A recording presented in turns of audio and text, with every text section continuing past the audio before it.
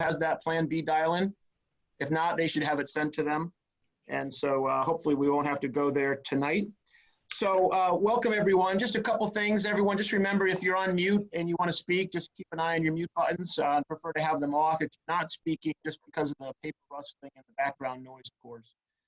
But with that said, Judy, if you could call the roll, and we'll see any alternates if necessary. All right, Robert Spangler. Here. Neil Butnick. Can I give it to you? He's calling in, right? Yeah, I can see him calling in now. All right, Judy Neville. Tom Schulte. Here. Amy Carroll. Here. Bill. Here. Todd Lavieri. Here. Chris Labrie. Is Chris on calling Not in? on. I don't know. He's not on yet. All right, he should. All right, Michael Chen. Here. Maria Weingarten. You know what happened to Maria? She was on. Was she dialing in? Oh no, but we're okay. All right, Robert Hamill. Here. All right, should we wait for Chris and Maria, or should we see? Maria is dialing in, or we don't know? You know, she's not on now. I would say no. She doesn't need to be seated, and Chris is an alternate, so we have Okay. a. Yeah. Okay. If Neil is on, did Neil come on? Again, I see him up here. I don't hear his audio. I think he was having trouble dialing in. So let's give him a. But he's here. I see He's his present. Yeah. Yep. All right. All right, we're good. Okay. And one other item, just for housekeeping, if we agreed that we'll use a hand raising. If there's a question or a point of order someone wants to make or a question, just raise that. Tom Stadler and I will co-host this meeting and make sure we pick up anyone who has a question, just so we avoid talking over each other. Judy, can you do an approval of the minutes? We're going to have a motion to approve the minutes.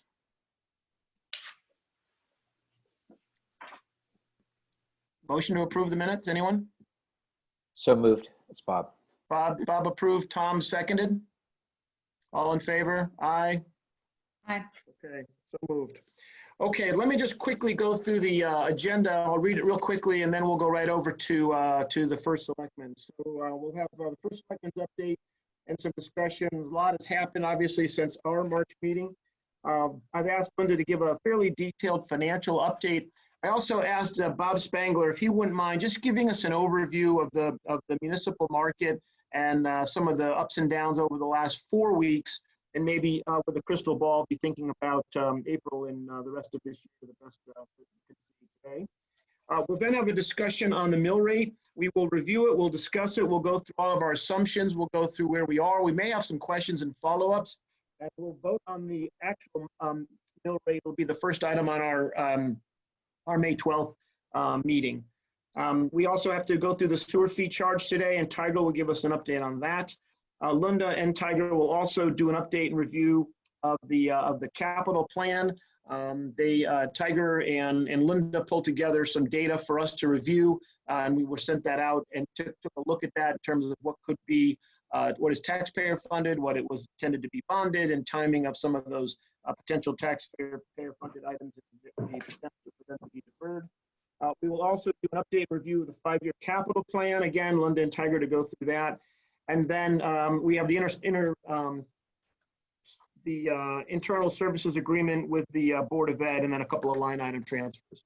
So with that, let's see, I'd like to turn it over to the first selectman just to give an update, if you would, with all that's going on. And if you could, anything you can help us understand from the state's perspective that might be going on, Kevin, that might be pertinent to us would be helpful as well. Thank you. Hey, good evening, everyone. And, you know, we are pretty much 24/7 here on the COVID emergency. Town hall is closed, but we had a department managers meeting again today, and we're operating rather effectively. Most everybody's working from home. We have about 5 employees at town hall on any given day. And as Mike Handler reminds you every night, we have about 96 cases. Actually, of those 10 have died, so it's about 86 active cases. Those include not only residents, but also about 13 staff members at Waveney Care Center and Silver Hill Hospital.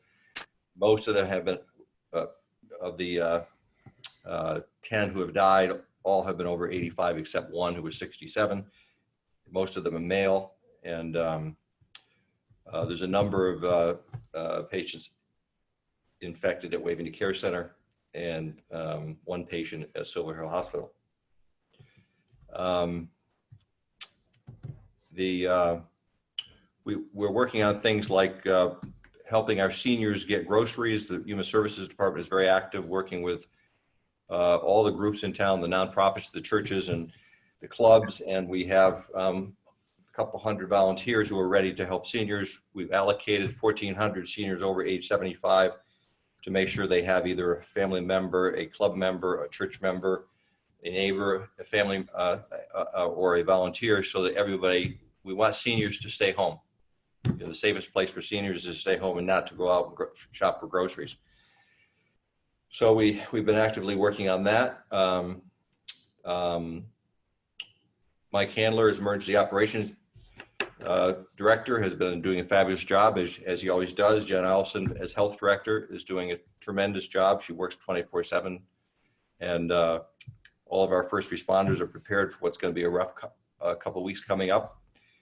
Mike Handler did a fabulous job working with Grace Farms to locate $2.5 million to purchase personal protective equipment from China. Mike Chen was actually involved with Grace Farms, and our volunteer firemen distributed that to about 14 towns, to the hospitals and first responders in those towns. So that was a tremendous effort by our own people. The governor is issuing executive orders left and right. We have a weekly conference call with the governor, actually sometimes more than weekly, and we're trying to keep up with all the executive orders. One of the executive orders, which we'll talk about briefly tonight, is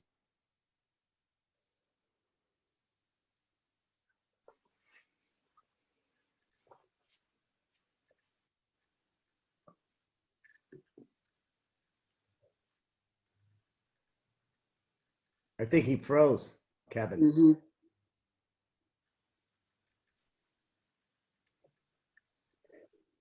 Hey, Tom, anything you can see there? A phone. Tom? Can't hear you, Tom. Tom's Anything on from- mute. No, I'm just looking here to see if anything yeah. funny's going on. Everything looks okay. Looks like he just froze. Let me call him. Now it looks like he dropped, so maybe he'll dial back in. Yeah. I'll give him a call. Yeah, give him a call. He may not know he's been dropped. I think Neil is on now. I see Neil. Neil, can you hear us now? Yes, I can hear. I could hear all the time. I just have no picture. I don't know what happened. Okay, yeah, no worries. Just stay on mute if you don't mind while you're not speaking, and then chime in if you want to say something. Okay.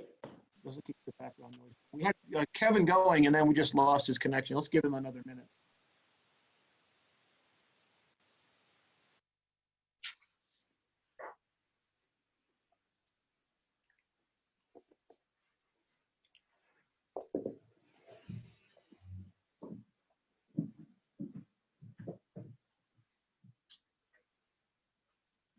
Okay, Chris Labrie is coming. I still don't see Kevin. Did you talk to him, Tom? Are you talking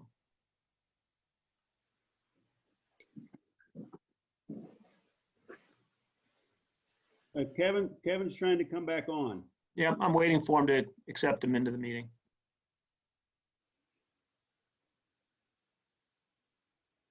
Okay, this is Chris. I'm in. Hi, Chris.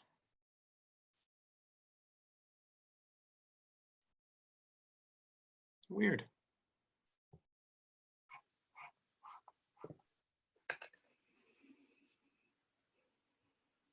You want to jump to another item or? Well, let's give him a few more seconds. The next item is really the financial update, and it's, What do you want to do, Kev? why don't you go ahead and I will come in on my okay, tablet. Okay. that's fine. Okay, sounds good. All right, so with that, he's going to join back if you didn't hear that in a few minutes. So with that, Linda, if you're there, it would be, why don't we jump over to the budget update? And if you could begin to give us an update.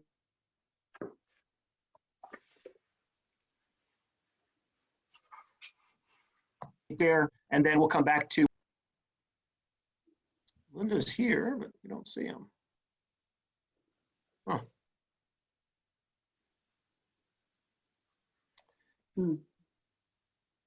Okay, there's Linda. A little bumpy. Linda, you there?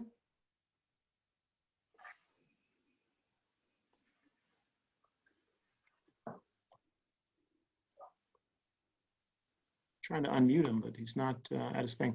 Well, Bob, while we're waiting for both of them, since you're here, would you mind just giving us a few minutes, if you don't mind, on your thoughts around the muni market, kind of what you saw happening in March and your thoughts? Sure. Thank you.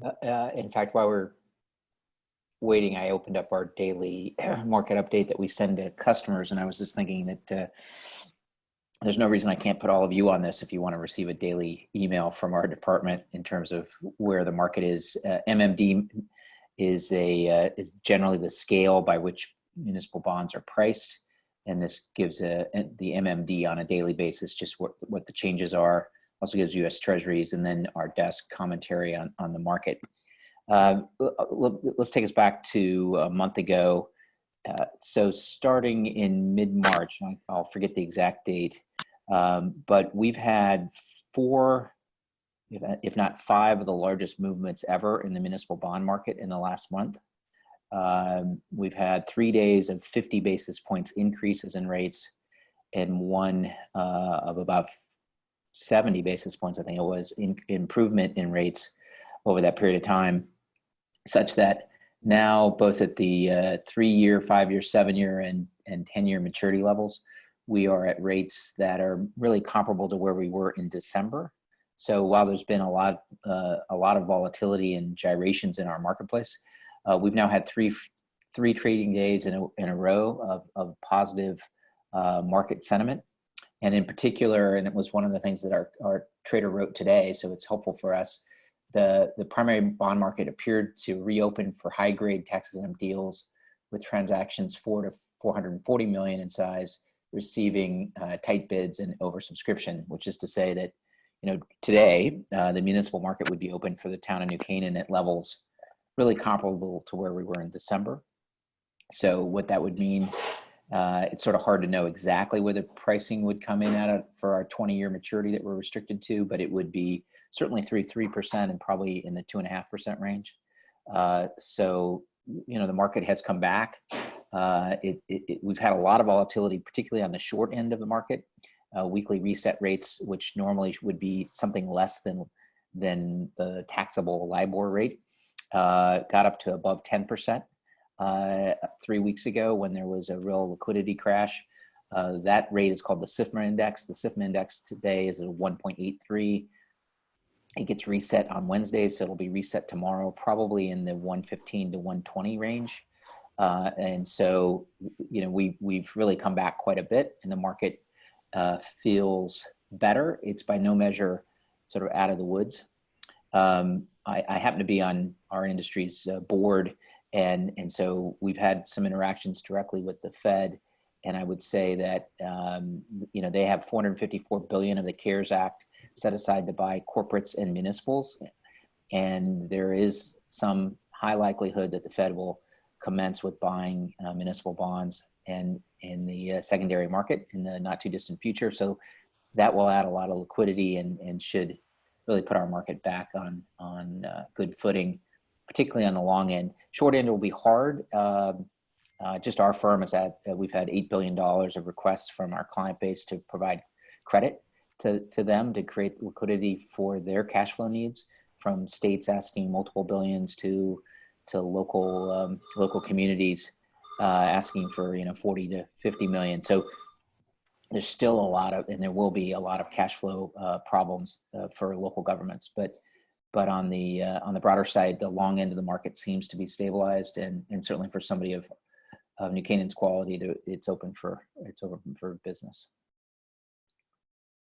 Any questions for Bob? Well, no, so I spoke to you earlier. No questions? Okay. Okay, thank you. Oh, go ahead, Tom. Yep. I just want to report that the internet or Zoom went down in town hall and we lost Kevin and Linda and channel 79 all at once.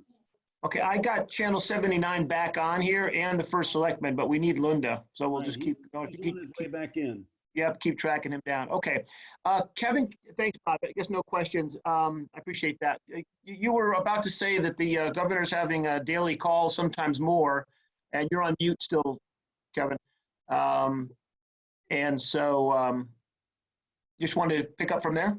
Yeah, I started talking about the optional local tax relief.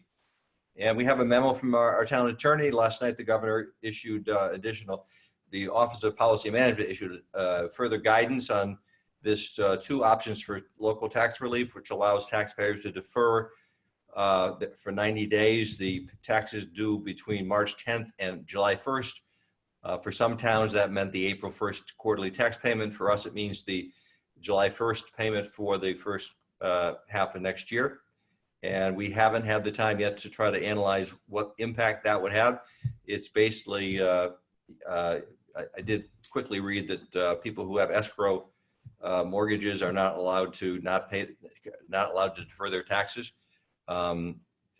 It's only 1 quarter or only 90 days deferral. So we will do some analysis. This is an action to be taken by the town council as a legislative body. The action must be taken by April 25th. And you either have the option to defer for 90 days without penalty if you've been affected by COVID, or you have the option of paying 3% interest per annum rather than 18% interest per annum, or we could adopt both options. So again, we don't have enough analysis yet to decide which of the 2 options or both that we should adopt, but we have to adopt one or both. So I think, and again, what else did I want to? Waving Care Centers working on setting up a auxiliary hospital, Silver Hill Hospital for the seniors who are going to be COVID patients, and we hope to have that approval by Friday. The state's been very cooperative in working toward that. I think that's about all I had. Back to the governor's executive order. If I understood you right, the town council makes this decision at the end of April. Well, it's got to be. We've got to file by April 25th which option we take, and they have a meeting scheduled for the 16th, I believe. So we will analyze it with you folks, with you, Todd, and come forth with a recommendation to them for their meeting. And what's the definition of eligible? I think that's probably the key word. One thing we heard on a conference call last night with the lieutenant governor was that if you have a more than a 20% reduction in your income, and you just have to certify to that, there's no way of validating it. So, okay, 20% reduction in your income. Okay, all right. Let's see. I would like to, without Linda here, this is really the Linda meeting. So Linda could join me here. Is he back on? No. Yeah, he's calling back, or he can join me here. Why don't I get him to join me here? Okay, why don't you do that? We're going to move over to. Yeah, we're going to move on to then have Tiger go through the sewer fee rate, and we'll have to come back to Linda for the budget update and the mill rate discussion. Okay. Linda's on now. Linda, okay, never mind. We'll stick with the plan.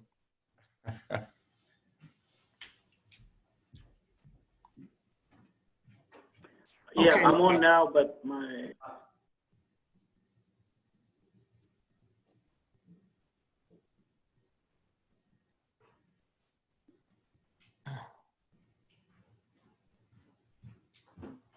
We lose Linda again? Goodness gracious. Kevin, can you go get him again? I don't know what. Very frustrating. Okay. Another reason why we all want this to end sooner than later. With that, Tiger, if you can hear us, okay, I know you're still on mute.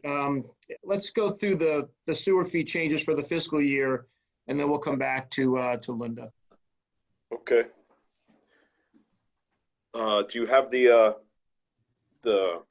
schedule of changes on your tablets?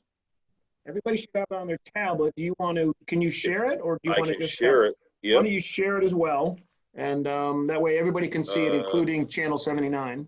Says the host disabled participant sharing. Sounds like something Tom Stadler would do. Hold on.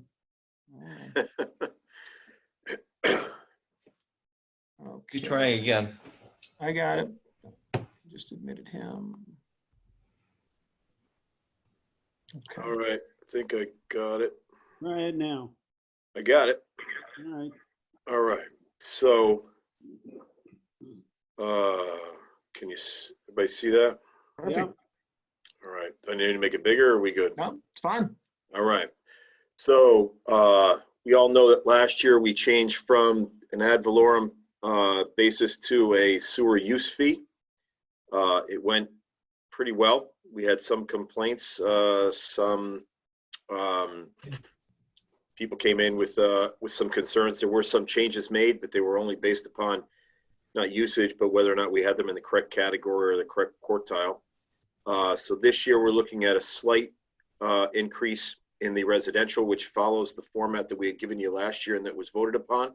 So in fiscal 21, you'll see that quartile 1 jumps up by about $15, and then quartile 2 and 3 jump up by 20, and quartile 1 comes down slightly to try to then bring us back to a closer to a norm, a median number of somewhere in the low 400s, $425 or so. On the commercial side, we actually added one category for extra high users.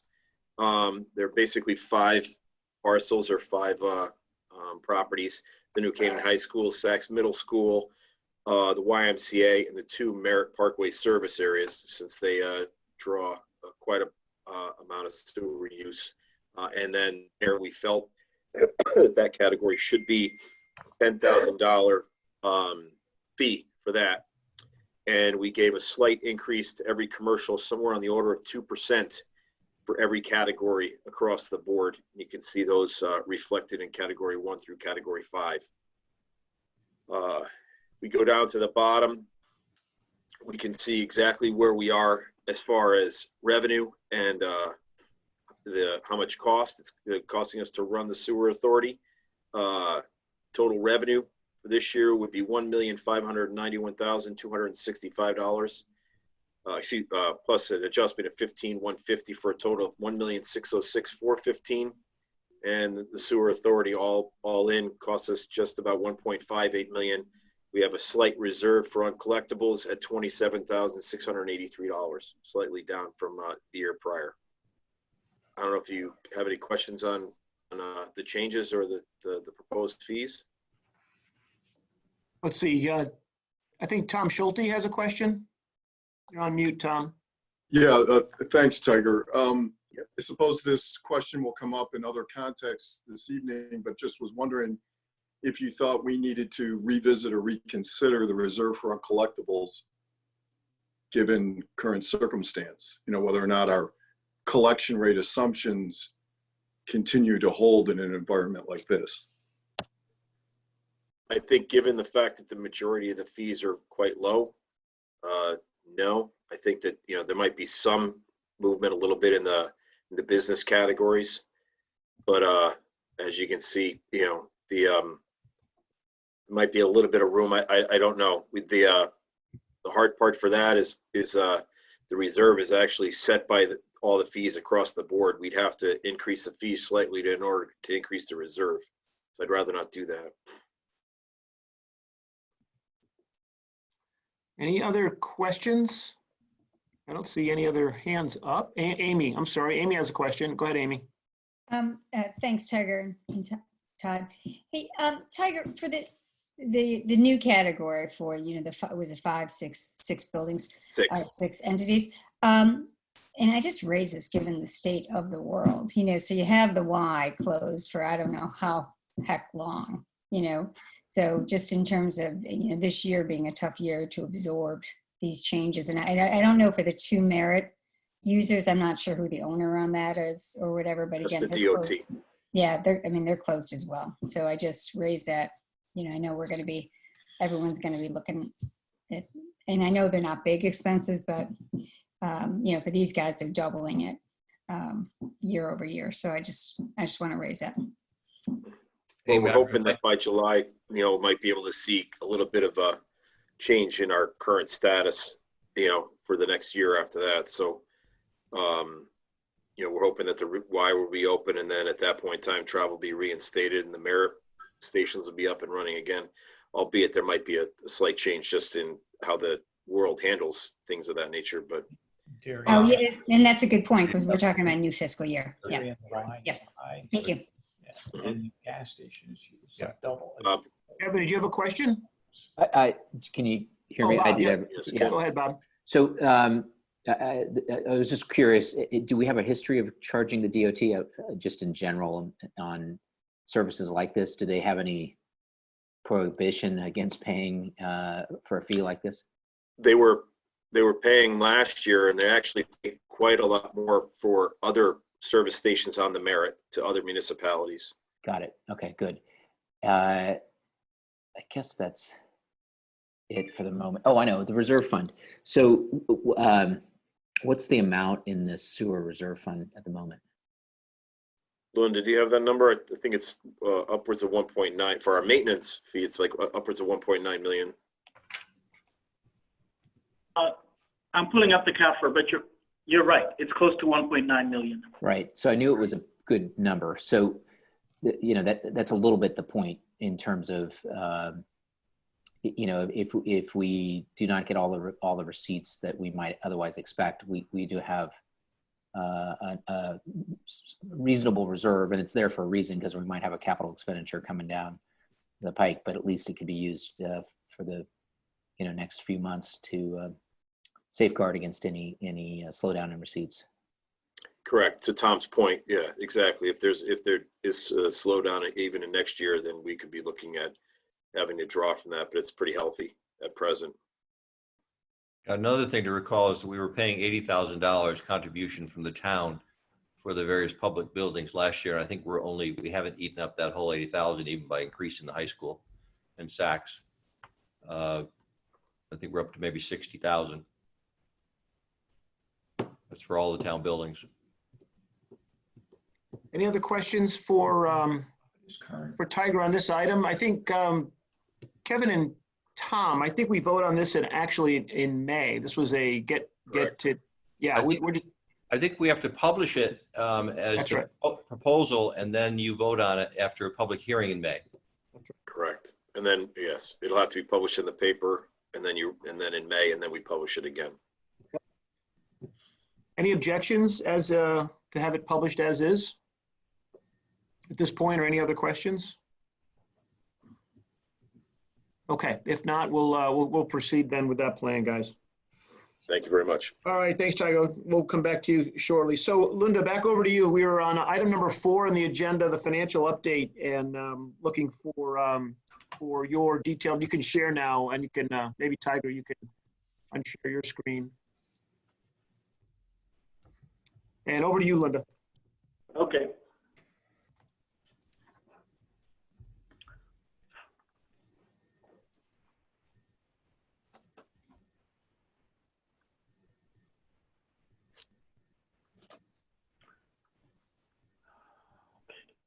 There we go.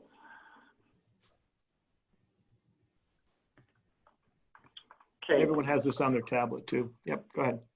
Yeah, the tablet, and can you all see it on the screen? Not yet. Not yet. We see your folders. Oh, I'm sharing it. Okay, hold on. Let me start this over again. So share screen.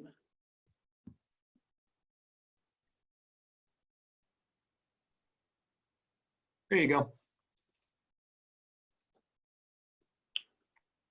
You're seeing it now? Yes. Okay.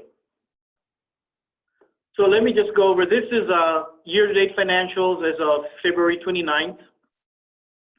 And I'll start at the very top. I'll try to be more detailed than I have been in the past. So you recall that at the beginning of each. Linda, sorry to interrupt you. What we're looking at, at least what I see is it says page 1.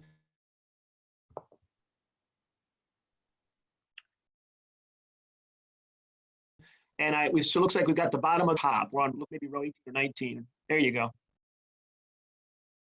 Oh, the screen sharing stopped at the window. Okay.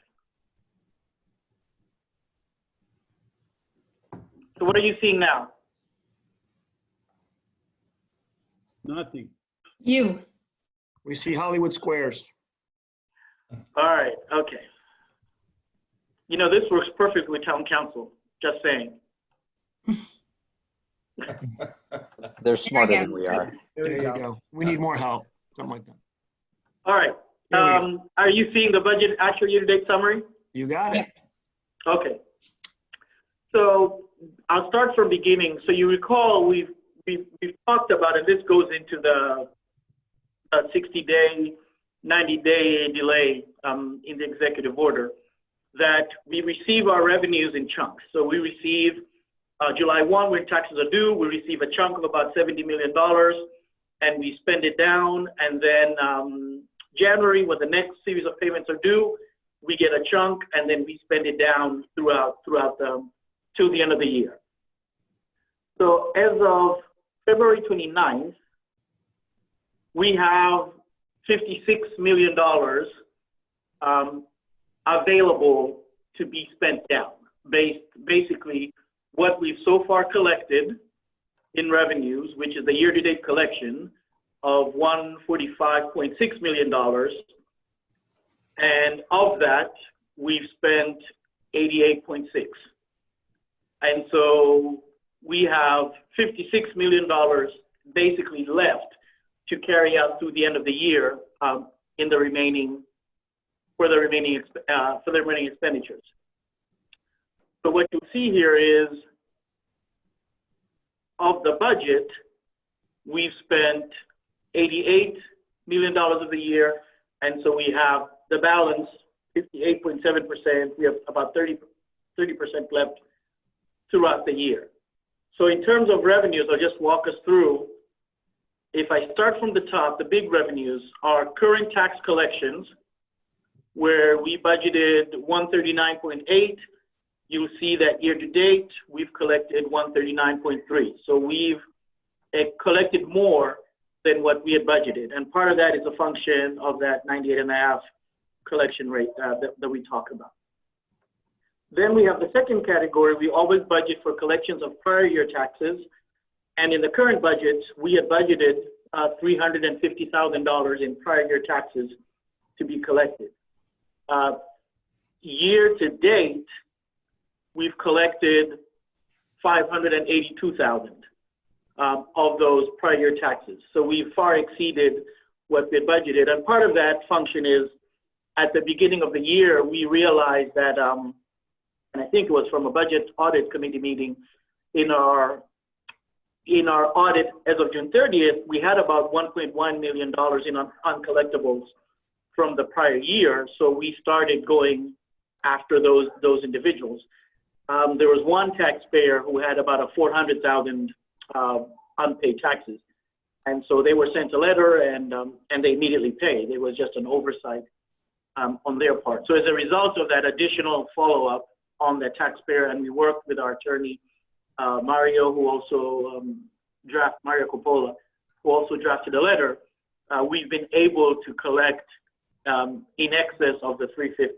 And so those two numbers are favorable. So you see that year to date, we're over 100% in taxes. We're at 166% in prior year taxes. What that does is it helps buffer us from the next item I'm going to talk about, is building permits. So you'll see that we had a budget of $900,000 in building permits. Year to date, as of February 29th, we're only at 334. Compared to this period last year, we had collected 562. And you recall last year, we didn't get to that 900 budget of last year. we came in at about 880, I believe. And so we're actually trending lower this year as in the prior year. I've asked Brian to give me a best estimate on what he anticipates for this year. I'm waiting for that number. I'll share that with you once I get it from him. But it doesn't look like we'll get to that 900, nor will we get to the 880 that we got to in the prior year. Similar story for conveyance fees, although these are trending somewhat better than we anticipated. We had a budget of $1.2 million this year. You'll recall that the year that just ended, we typically budget 1.35 in this revenue. We dropped it down to 1.275. We've dropped it down even more in the current year that you just approved. But so far, we're at 680,000 in the current year, which is a little over half where we would be. Claudia, just based on what she's seeing, doesn't believe that we'll get the 1.2. We're probably going to be closer to where we were in the prior year. Initially, that's what we were thinking, 1.1. We don't know yet what the impact, because this is obviously transfer of properties. We definitely know that home sales are probably going to drop going into the end of the year, and therefore that's going to impact our conveyance fees. Parking fees and permits, again, we're at 568 this year compared to 623. I asked Tracy to take a look at this and just thinking about some of the things that we're doing now, where we're waiving parking fees this time through the end of the year. She's estimating, we have a budget of 1.3. She's estimating 1.1. I'm going to sit down and look at those assumptions with her. So we're probably looking at coming in about $200,000 or so below in that revenue. Tiger, since you're the call, you may speak on tipping fees. They seem to be trending similar to where we were last year. I'm not sure if you think tipping fees are going to be impacted by what's going on. I'll come back to that. The excess cost grant, the governor has said to continue funding the Board of Ed at current levels because the state is going to honor their commitment. So we anticipate that we will receive the full allocation for the excess cost grant, which is a little over $1 million. And so this is just, it's a seasonal. We get it in 2 installments, and the second installment isn't due. And so it's reflecting 735. You'll see last year we were at 796. I anticipate that we will get the $1 million from the state. Other revenues are just miscellaneous other permits. You'll see that the budget was 3.5. Right now we're at 3 million. This period last year we were at 3.2, and therefore overall in total revenues we're at 98.4%. In previous years we usually come in at about 101, 102% over budget, and so this year, based on what we're seeing, we're probably going to come in closer to 100% of revenues to budget. I don't think that we will come in over, as was the case last year where we overcollected. There was that swing. We had a revenue swing of about $3 million on the revenue side and a $2 million underspend. What's going to help us this year is just because of the closure of Town Hall and reduced expenses. And I believe Joanne is on the call as well, but she mentioned this at the, I think it was at the Town Council meeting. Oh, no, it was at the Audit Committee meeting that took place on Friday last week, that they anticipate coming in below their budget, below by a larger variance than they have in previous years. And therefore, on the spending side, we anticipate the Board of Ed, which is almost 60% of budget, they will not come in at that traditional closer to 198, 99% actual spend. And therefore, we're going to anticipate some decreases on the actual spending side just from the Board of Ed. But we also anticipate the same on the town side. So although we're going to be close to 100% on the revenue side, on the town side, we're probably going to have an underspend considerably. We're going to underspend more than we've underspent in the past. We do have one unknown. We're tracking COVID expenses separately. As of today, we're at almost $60,000 or so spent for COVID-related expenses. Again, these are unbudgeted items. Rather than coming to the Board of Finance for a special appropriation, I am tracking these expenses. My hope is that with the underspending this year, we would just be able to transfer from all these underspent lines into those expenses related to COVID so that we don't exceed our total budget. I did talk to you also regarding the town's portion, the town's contribution to the health benefits. And this year, we also anticipate doing an additional, let me find it here.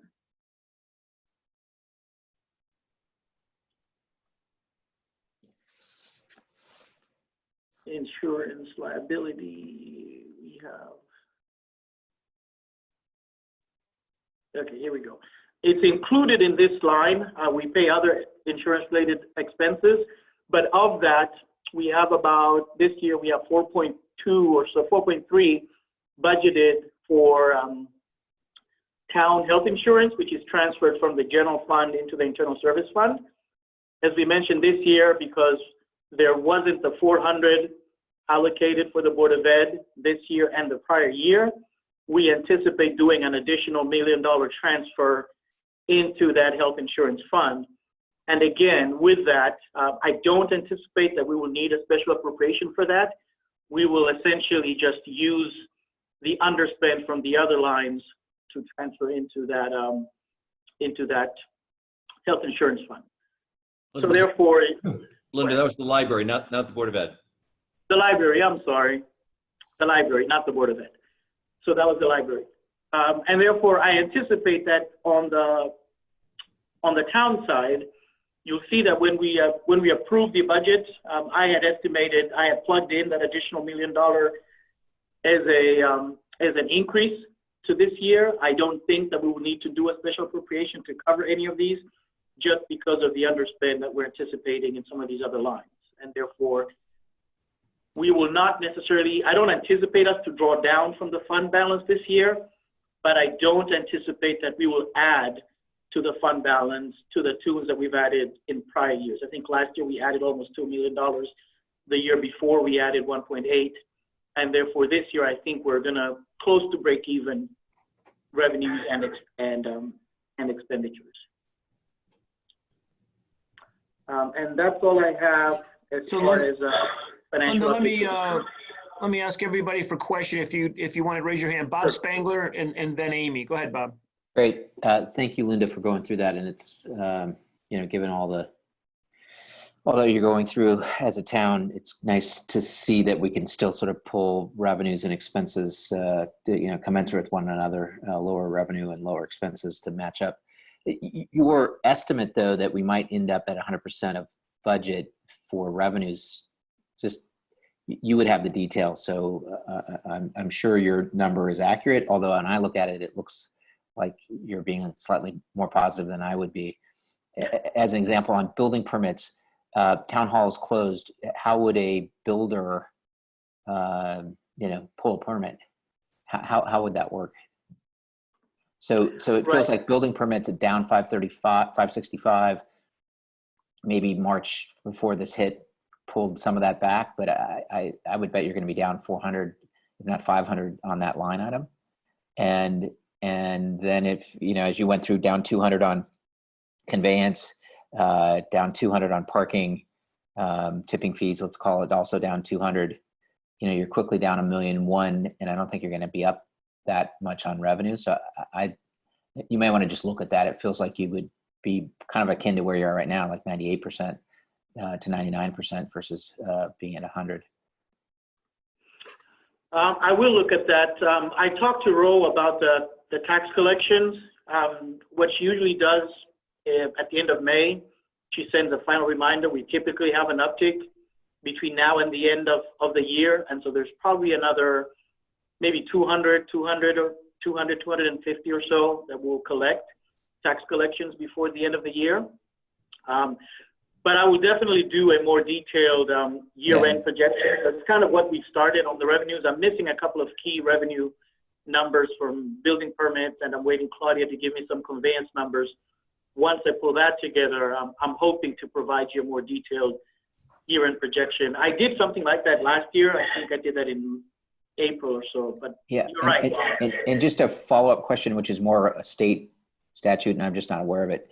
But there's a tear down the street next to me, and so you can hear them working. So they've been working nonstop, trying to get the house ready, I think, for someone to move in at the start of the school year. I'm guessing that's an essential function, it's an essential purpose in the state to continue to do home building. Is that right? Construction is, and Tiger, you can chime in. Correct. Construction is still considered an essential function at present. Okay, got it. So that's so maybe there's more. There might be chance then for some more permitting, I guess. Right. We have been processing permits through land use and the engineering department straightforward. There hasn't really been a loss in that regard as far as service to the public or access from a builder. So whatever services they need, we've been able to provide even though the doors have been closed. Got it. Okay, good. Thank you. Amy and then George. Yeah, great. Linda, thanks for this summary. Can you just point me in the right direction? I know that when we put this budget together that we were assuming that we were using, I believe it was 4 million from reserves to offset operating costs. And I know we had, I think additional taxpayer funded capital built into this.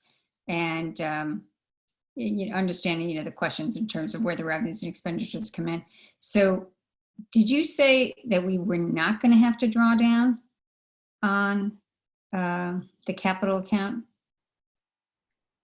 Or are you referring more in terms of we wouldn't have to do special appropriations because of a mismatch of revenues and expenditures? Because I just know that we had a $4 million line item that we assumed that we would contribute towards this last year's budget. And this year, I think it's 5 million, right? Or the coming year. Correct. So I thought last year was 3 million. In the current year was 3 million, and then we amended it to 4 million in anticipation of what we would need, just being conservative, what we would need for the internal service fund. Right. So that's how you get from 3 to 4. Okay, so how much of that 4 is going to be tapped for the current budget under these projections? Isn't it already in there? I'm just wondering where, No, it's budgeted to be tapped, but based on that, I'll know for sure when I do the detailed projection of revenues and expenses. Okay. What I'm projecting, however, is because of the underspend on the town side and some of the underspend on the Board of Ed side, because we've even in prior years, I don't anticipate that we will tap into that $4 million this year when we close the year. Okay, so when we were talking at our last budget meeting and you gave us assumptions on the fund balance where you thought we'd come in, and this of course before the world changed. So, when we were talking about it a month ago, the numbers that you were providing in terms of estimated year-end fund balances, did those assume that we were not having to use any fund balances for the current year? No, those were based on budget. So those fund balance assumptions assumed a $4 million fund balance drawdown. So are we going to be in a better fund balance position, assuming all this plays out? We know the questions about as we end up this year, even with the turmoil going on. So I think the number was 29.5-ish million. Yes, right? and I'll get to that as part of the next agenda. Okay. But yes, we had budgeted $4 million fund balance. We will not draw down $4 million this year. Okay. So we will be in a better position as an ending balance than what we've projected in our budgets. Okay, so you were going to cover it, so I should have waited. Sorry. Thanks. Over to you, George. Oh, Amy and I had exactly the same question for Linda, so I will wait also until he gets to Okay, that. Chris and then Michael. Chris, you might be on mute.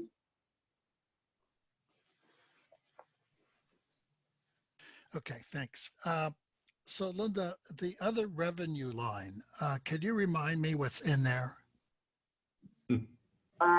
Yeah, let me scroll down. There's actually a page that details each one of those.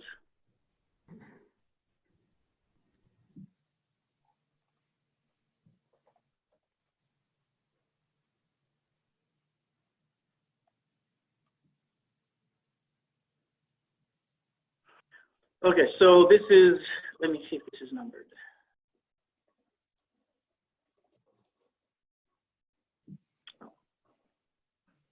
It's page 22 of the PDF document. It Okay. actually starts on page 20. So you will see all of these other revenues, they're listed, Yeah, and they total the 3.097245. okay, so what's our what's the vulnerability of these various accounts? In the other revenue, Yeah, let me see. Anything that's very short at this point or a concern? No, not really. I mean, I'm looking at the far right column. You'll see what we've collected. You'll see that investment income was big. We had budgeted 800.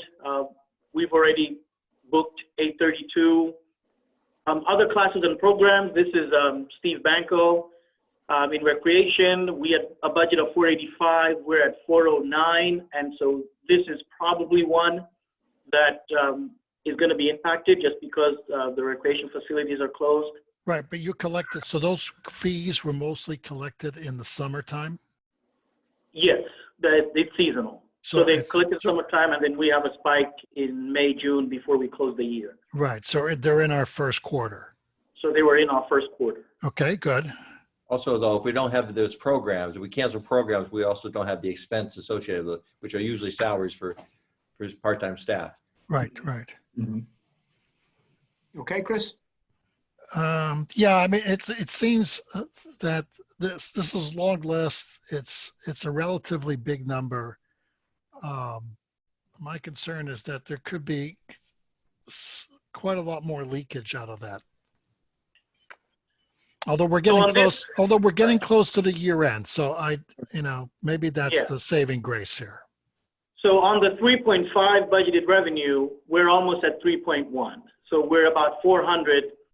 If it stopped coming in today, we'd be 435 off on a $3.5 million budget, revenue budget for other revenues. Through February. Through February. Yeah. February 29th. All right. Chris, anything else? Oh, okay, looks like you're good. Okay, Michael? Nope, I'm okay. Thanks, Chris. Yeah, hi. I just had, I think, a similar question that Amy had, but looking at the budget you provided, Linda, it seemed like we started this year at 27.8 million and fund balance. If we don't use the $4 million, then we should be right around $28 million, which is what we started. Is that correct? Do I have the right numbers, Linda? I'm not sure what you're looking at, but one thing, and Michael, you and I talked about this, and I was going to provide an update, is in the audited number, when they include that unassigned fund balance, they back out the fund balance drawdown that's budgeted, the $3 million. So technically, if we don't draw down that fund balance, our starting position is actually 31. And it's not on this chart, but when I get to the next agenda item, we can kind of go over that, what the assumptions are for the fund balance. So that's let's just hold that one, guys, until we get we get the sheet up and the data. It's an important question, obviously pivoting a lot of discussion we want to have. Any other questions on this financial update through February, guys? One thing to mention, Todd, is that we don't expect large COVID-related expenses, but we also are in a FEMA emergency now, and we're entitled for reimbursement for most of that from the federal government. Yep. Okay, so that would be a timing item. We'd have to apply for it and get it, which will take time, I assume, but it's also, You have a projection? You have any sense between now and? Again, if we start putting up employees in hotel rooms and stuff in the next few weeks, that would be expense, but we haven't looked at any great expenses coming down the road. We've been spending now things like for protective equipment and things like that. Okay. Okay, unless there are any other questions, and I don't see any, Linda, why don't we move on now just to the budget update, where we are after all the month of March and everything else, and give us your view. Okay. So this kind of covered that budget update. Also, this is kind of where we are as of the end of the year. What I wanted to also show. Let's see.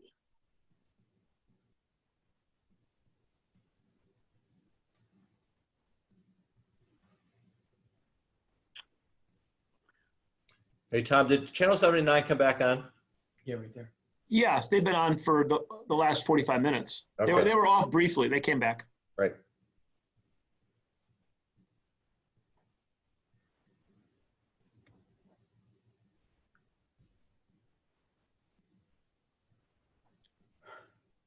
We see your Can you see files this? again. Yeah, we see your files again, though. Are you just clicking on an attachment or Okay. we see your desktop? So it's on our tablets, right? So item number 5, it's at the back end of the press release for town council that it provides their budget. Yeah, Linda, we have it if we want. You have it? Okay. Yeah, we So can all maybe see let me walk you through the page 2 is kind of where we are as far as the budget is concerned. So as it stands now, and I know we're going to talk into the mill rate when we get there, but right now the budget that was approved is this 152.2 million, which is 0.19% over the adjusted FY20 on the expenditure side. On the revenue side we have about $8.7 million in non-tax revenue, which is slightly down from the current budget by 1.48%. Our total revenues are 143.4, which is up just over 400,000 or 0.29%. Contribution from fund balance, right now we have $5 million plugged in there, and therefore at the time of adoption, the mill rate was 18.029, with an amount to be raised from taxation of 138.4. What I'd like to do is share, because on Friday, SEBI published the final numbers based on the appeals. So the grand list dropped by about $29 million based on appeals. So obviously that grand list decline impacts what the mill rate is given these assumptions. So let me try and share that file. I did send that file to you. You'll see there's a file called mill rate, and you'll notice that on that file, the mill rate is slightly higher than that 18.029. Right now, all we see again is all your folders on the left and a few items. Maybe you close this out and try to share again. Okay, so let me try that again. Okay, what do you see now? Just the photos of everybody, probably a little delay. And just this is also on our tablets. It's Yep. item number 6. I was just thinking about Channel 79 too, Bob, just to make sure if people wanted to see what we were looking at.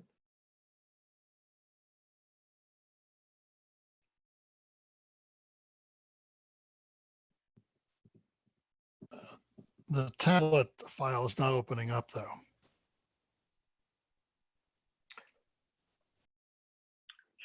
Number 6, yeah, it opens up nice, perfect.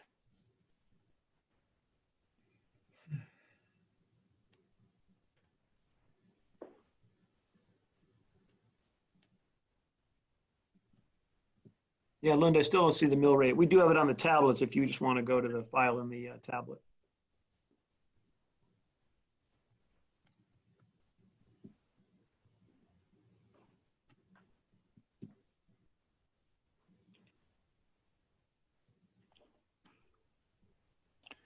I'm getting a message that says error 404, whatever that means. Are you seeing this file, Todd, that I'm sharing now? No, all we see again is all your folders from your desk, from your PC. Okay, let me try this. Chris, if you totally pull out and go to the main menu again and try to refresh it, it should Yeah. all come back. It happened to That'll me work. as well.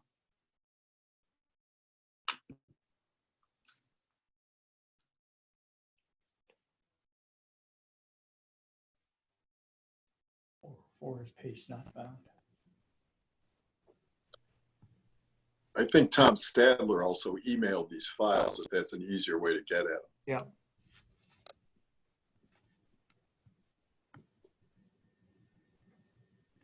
Does everyone else have it up on their desktop, on their tablets? Yes. Yeah, if so, Linda, you can just go there. I think we all have it. Let me try to bring it up. I'll try to bring it up.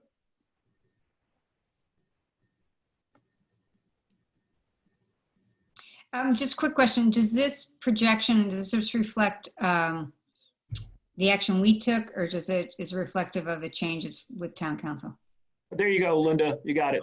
Linda, is that what you want?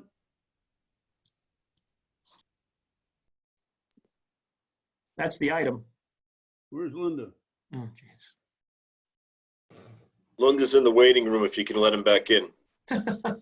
He is not, is he? Yeah, he said that. He just texted me. Can you do that, Todd? He's actually not there. I'm in the share room. Yeah, he's not in the waiting room yet. Thinks he's in the waiting room. Let me turn off the share. Maybe I cut him off.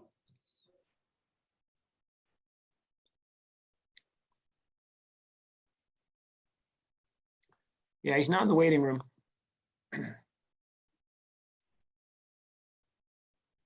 Hold on. Hold on. Here he is. Coming back.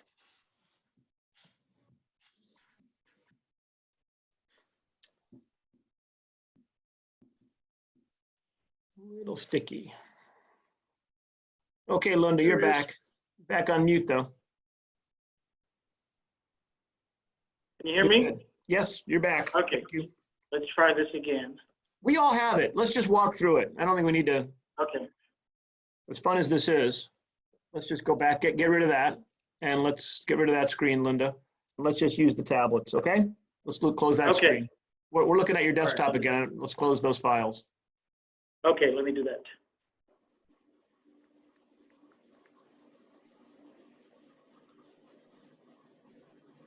Okay, walk us through it.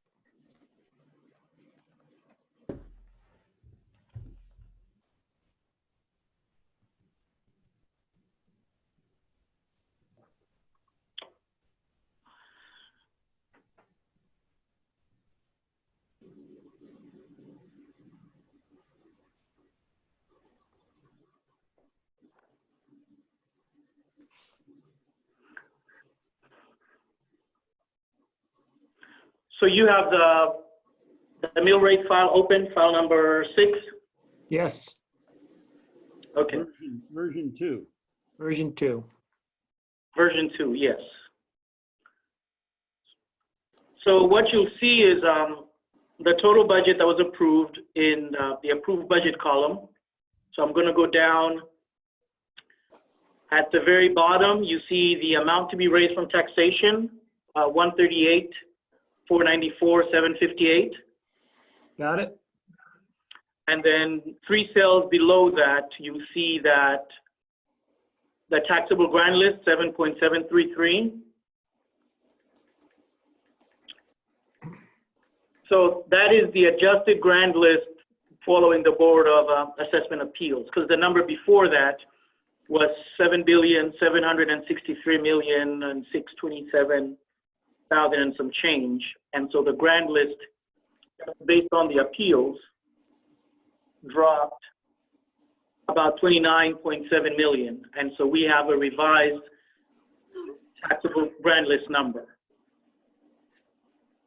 And so based on that grand list, based on the 98.5% collection rate, and based on a $5 million fund balance drawdown, you'll see that the highlighted column that's highlighted in yellow gives you what the mill rate now is to fund the budget at that level. So you'll see that this now says a mill rate of 18.098, which is slightly higher than the mill rate that was included in the summary that we just saw when town council approved the budget, because that was based on the grand list before the adjustment. So I think now is the time for the question in regards to where we are with the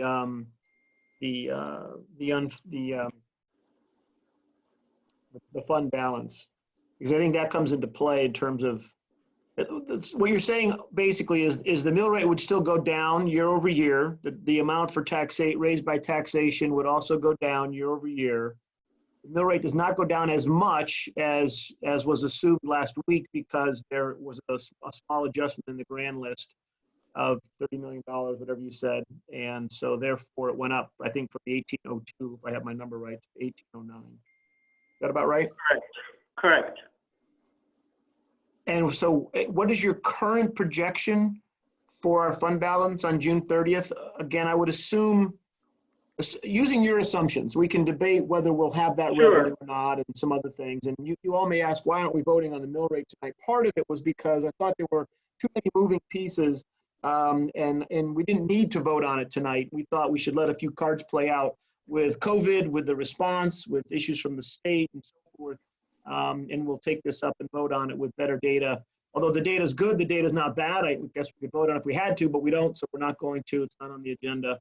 And but it would be great to hear what your forecast is. Sure. So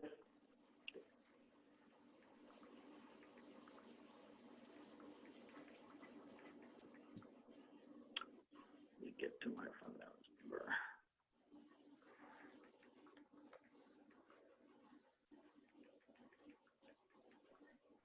Just give me a sec. Let me get to my spreadsheet with the fund balance number. And just to support Todd's comments there, we've historically done the mill rate in May anyway, Yeah. so we're certainly not off schedule. Thanks, Bob. Okay, so here's where we are with the fund balance. And therefore, at the end, June 30th, 2019, the general fund had an unassigned fund balance of, I'm going to round it to $27 million. Now, of that $27 million that was unassigned, there was already $3 million of that was set aside because the budget that was approved had a $3 million drawdown. Just like when we do this budget, if we approve it with a $5 million drawdown, when they close the books for the year, they're going to include that $5 million as assigned rather than unassigned. So the $27 million assumption that we're using as a beginning fund balance includes $4 million that's currently assigned, $3 million that's currently assigned to be used this year. So if we don't draw down any of the fund balance by the end of the year, then that beginning fund balance for the budget that we're working with isn't $27 million anymore. It's 27 plus the $3 million that was set aside because we're not using it. So rather than $27 million, we actually have $30 million if these assumptions hold as of June 30th of this year. Linda, I don't think that's right. It's not what you just said. You said the unassigned fund balance was 27 million on June 30th. That incorporated the 3 million, meaning it was included in the 27. So the adjusted fund balance would have been 24 on July 1, because we just would have restricted that 3 million towards budget items in fiscal year 20. Okay, what I meant to say was the $27 million is net of the 3 million. So actually, so we really had 30. It will be 30. Got it. Okay, now you're right. Okay, thank you. Right. Okay, questions? Anyone for Linda? Yep, go ahead, Tom. You're on mute, though. Yeah, so, yeah, just had unmute. So thanks for that. So just to maybe get the parameters right, could we understand, so you're saying we'd actually be at 30 if we didn't use any. Correct. Based on the numbers as of last summer. And so maybe you or Bob can remind us what is the absolute lowest number before we start to jeopardize all those things we don't want to jeopardize. You know, for example, our AAA rating and all the rest of it. Memory serves, it was a number that was like 22, but at least now then we'll have the top and the bottom, and then we can have a discussion about, you know, what is the risk corridor and all these other things due to that. George, I'm gonna rely on you because this is really, you usually have this number down pretty well. Go ahead, It was George. in your budget guidelines. Yeah, well, usually, you're the one who taught me this, Bob, but rating agencies would like to see at least 10% of the operating budget. So if we have a $153 million operating budget, we need at least 15 million just for that. Then we added 5 million for back in, in ancient history, 60 days ago, when we were thinking that we would still have to deal with possible initiatives from the state regarding the teacher pension. So we wanted to have some dry powder for that.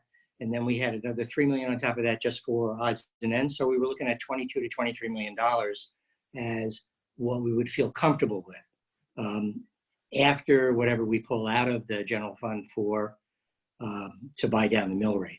But Linda, can I just go back? Sure. So last June, we had 30 million in the general fund, in the unassigned general fund balance. And are you saying if you back out the 3 million that we're using this year? If the 3 million that we already allocated isn't required, and so have we not increased the general fund at all in the intervening 8 months? No, we have not. That Well, from what it's was also a approved. projection. It's also a projection, right, Linda? You've got a sense that we're underspending, but we're also potentially Right. going to be light on revenues. I think that's the question we got to see play out, George. Right, but I But to can't. answer your question, George, the Board of Finance has not approved any special appropriation to increase the general fund since the budget was approved. Right, but normally back in ancient history, 2 months ago, we used to assume that we would pick up at least $1 million just for the difference between 98.5% and 99.4%. And I can't remember, did we include in the current budget an assumption that we're going to get $1 million from the education? Yes. Plus? Yes, we did. Yes. So shouldn't that be an extra at least $2 million? Linda, I can answer No. that if you want me to. So normally what we do is we anticipate we've already spent the 3 million that we allocated in the prior budget cycle to offset the mill rate. So we don't think of that as being part of the general fund balance. So we really start July 1 thinking we have 27 million, not 30, that we've already spent the 3 million because we've paid down the mill rate with that. What he's doing is putting that back into the calculus. So one way to think about it is we generated $3 million of surplus by chance this fiscal year, which happens to offset what we otherwise were thinking we were going to use to offset the mill rate. Okay. I think Amy had a question. Yeah, so I'm just trying to get this straight, because a little bit ago we talked about this, and we said when we were trying to figure out what we had estimated for year end, is we were trying to figure out how much we could use for this current budget. And I asked you, and I said, was that, the 29.5, okay? That, and I think you said earlier that didn't incorporate the fact that we weren't going to spend the 3 million. So I just want to make sure. So it's not like we're going to be at 32.5. So in terms of money that we're going to have available to us at year end, it's 30-ish. And of that, given how we put the budget together, 5 is going to go to the operating fund. If we're lucky, we won't spend it, but God knows what's going to happen. Correct. And the other things that we lined up. Okay, so we're really hopefully starting off the next fiscal year with a cash balance of 29.5 to 30 million, correct? From which we're allocating money keeping an eye on, the 22, 24 floor we want to have. Right? Correct. So Okay. should we end the year without spending the 3 million, we'll be at that 29.5 or 30. We've budgeted the 5 million in the current year. That'll bring your projected ending balance at about $25 million.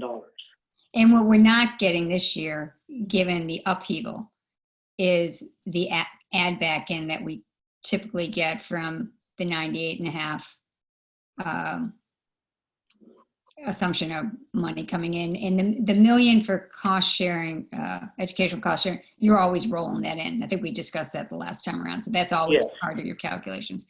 So the replenishing, where we're really getting hit is when the replenishing is not going to happen, assuming the savings we get across operations offset the shortfalls in revenues by year end.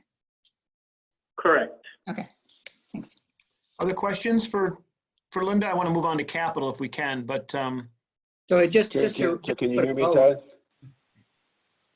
go ahead, Neil. Well, Neil, then George. Yeah. Just what do people feel about that number approaching that 30 million number, though? I know we want to be prudent, but doesn't it strike you as on the high side? I'm sort of doing a quick poll. But we are using it though. We're going to use 5 million of it though, Neil. So that was what I'm trying to say, Neil, is just to put a bow on this. We have 30 million in the general fund unassigned. We take 5 million out to kind of ameliorate the increase in the mill rate. That gives us 25 million. We were saying all along that we think somewhere between 22 and 23 million is where we really feel we were pretty comfortable in terms of a sweet spot. So actually, we're going to be in pretty good shape to have some extra dry powder in case this COVID-19 thing gets uglier than we are hoping it doesn't. Yeah, but it's not a lot of dry powder, right? Because once this is done and you want to keep your $22 million floor, you've only got 2 or 3. So if you get a big recession next year. Yeah, but remember that, but that 24 includes like $4 or $5 million of just rainy day money. Yeah, George, at least from my perspective, that's right. I mean, we probably need 16 to 17 to keep our AAA rating. So anything above that is additional reserves that we're keeping for other purposes. So in my mind, Bob, what do you think of these numbers? They're healthy, but actually, in a normalized world, maybe we could talk about something different, but I actually kind of like it, given what we're facing. So, we're 2.5, 3 above kind of the target, and that's probably a good idea at this point. Well, can we talk about whether 5 million is the right amount to draw down? Right now we're at 30, right? We can draw down as little as $4 million, I think. Linda, correct me if I'm wrong, and still have our mill rate go down slightly year to year. So if we only draw down 4 versus 5, we're at 26 million. The reason I'm thinking 4 rather than 5 is 2 reasons. One is obviously we don't know what's going to go on.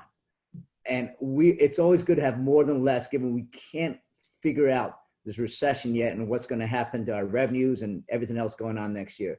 The second reason, if I remind you guys all, is next year we're looking at a huge healthcare increase for Board of Ed because of the savings they had this year. It's a one-time savings. We're looking at significant growth. If we don't have enough money in the fund, we're going to look at a mill rate increase next year of 5 to 6%. I would rather have enough money to buy down next year's mill rate, so we're not looking at 6% growth of taxpayers. I would much rather use that money, if we have 26 million, to use a significant amount of that chunk the following year, so our mill rate growth doesn't look out of whack next year. This is the tsunami I talked about in 21, 22 that we got to look ahead to. So, as much as a great job by the Board of Ed for reducing the healthcare costs this year, without taking money out of the fund, the healthcare costs I'm estimating will be up 30% next year because of the one-time change. So I think we should take less out of the fund this year than next year.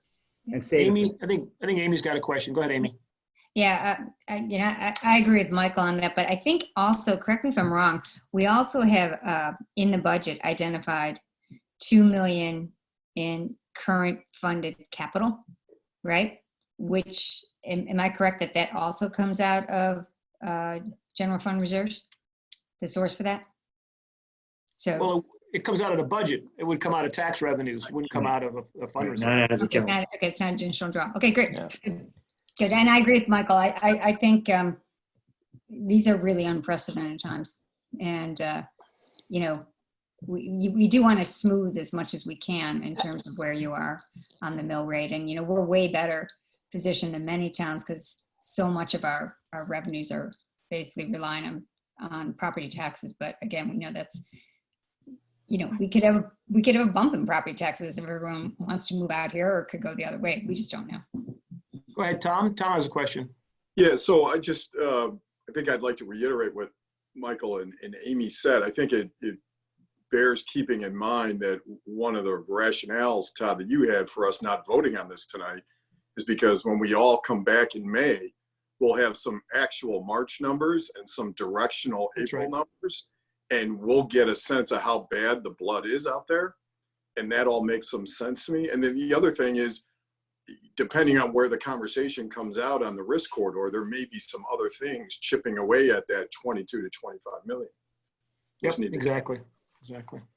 In May, you'll actually have April numbers. Our goal is to bring you April numbers in May, so you'll have. Yeah, we need those. We need that. Yeah. Good. Other questions? Anybody? Bob, go ahead. I personally would give the money back. This is the taxpayers' dollars that they'll either receive it in fiscal year 21 or they'll receive it in fiscal year 22. And in my opinion, as long as we think we've got a prudent fund balance plus beyond that, even a corridor or reserve, I would opt for 5 million again, because I think it's taxpayers' dollars and we're giving it back to them, particularly in a time when we think it's going to be most stressful for them. Holding it in reserve, yes, we're going to have a optical increase in the mill rate that may not be as pleasant as we would like, but otherwise what you're doing is you're holding $1 million of the taxpayers in reserve so that we don't feel so bad having a 6% increase the following year. I think you give it back to them. But it's not that we're keeping it. It's Yes, just we that are.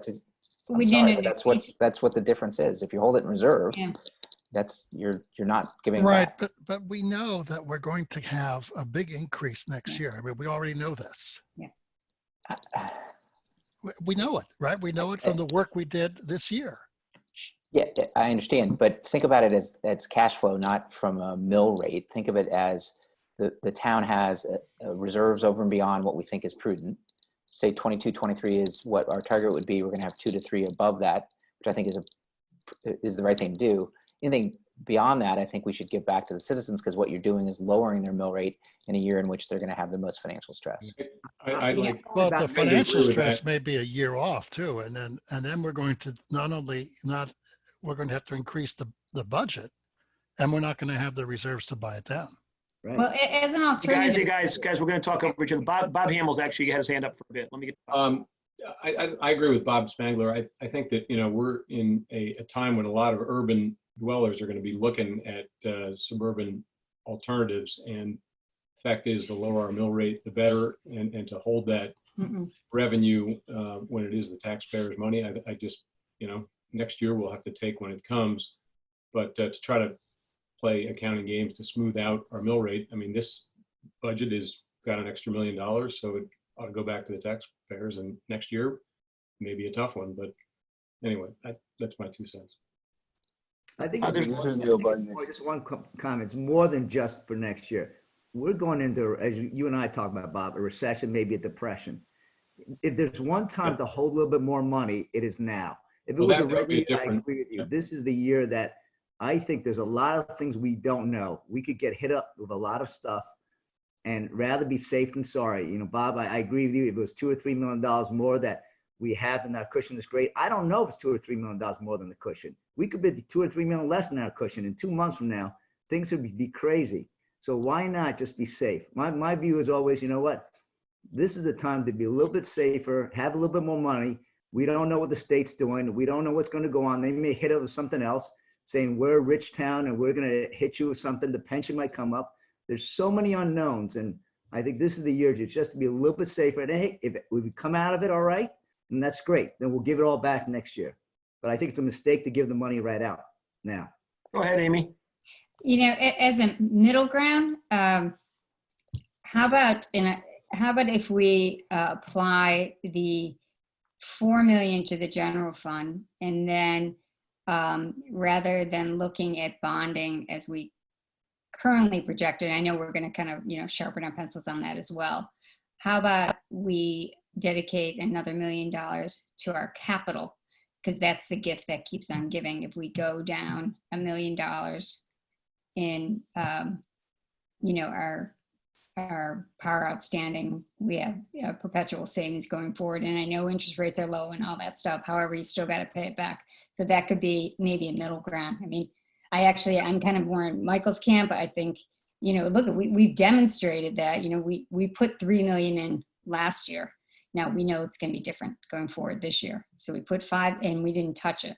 So, you know, maybe we're, you know, putting more in than we actually might not even need, but maybe rather than just saying we're going to throw 5 million to, you know, taxpayer funded money, maybe instead of just putting all of it to operations, maybe put 4 to operations, and whatever capital is a must do capital, why don't we pay for $1 million more on a current basis?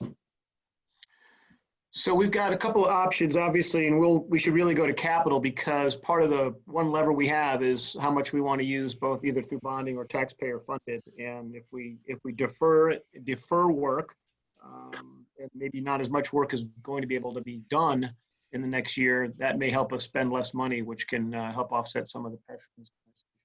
Any other items on just this mill rate? I mean, obviously, we're not voting tonight. This is an excellent discussion, and we'll pick it up in May.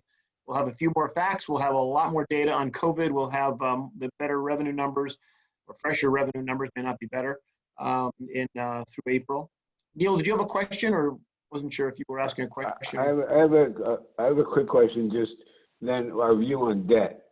You know, remember we said we wanted less debt, and where are we falling out on that now?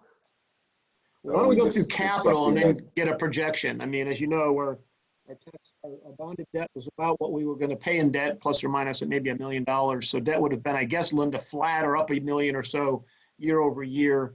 But again, that's kind of on us, depending on what we decide to do with our 21 capital plan, and offer suggestions to the first selectman in the 5-year plan that we're going to talk about as well. So we've got to.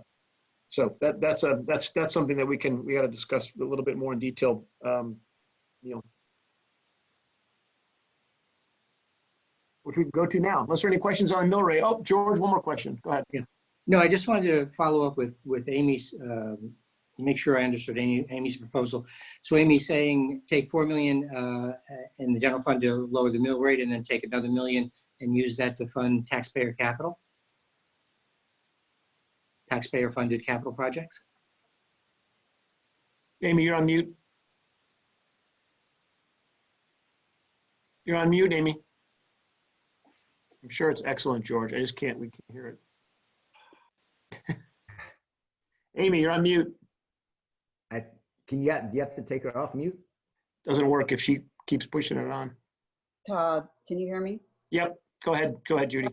Sorry, I was getting computer issues. Go ahead. I like. You go, Judy, or me? I'm No, sorry. go Yeah, ahead. Judy, you go, then Amy. Yep.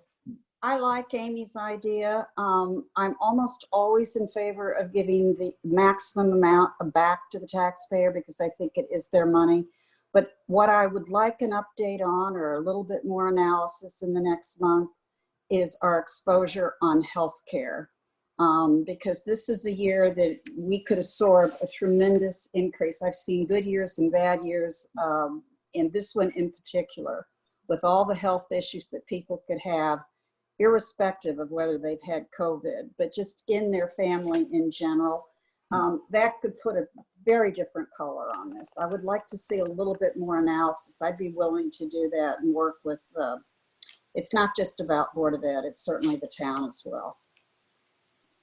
Amy? Judy, are you referring to analysis by in this fiscal year as of June 30th, or going into next fiscal year? Well, both. The rest of this Both? year, my projections for next year, because, you know, if you know, clinically as well as, you know, it's just a lot of issues. And we've been there before. We were there in the recession. I expect it could be worse now. Okay, Amy, do you have one more question or should we move on? No, to I was just gonna finally got off mute. I was having computer issues. Judy, I think the point you make is great. And again, and I know we're gonna go through capital, but I've been, you know, we have this debt committee. We're trying to not issue more debt. We're trying to go down, and people can argue it a lot of ways.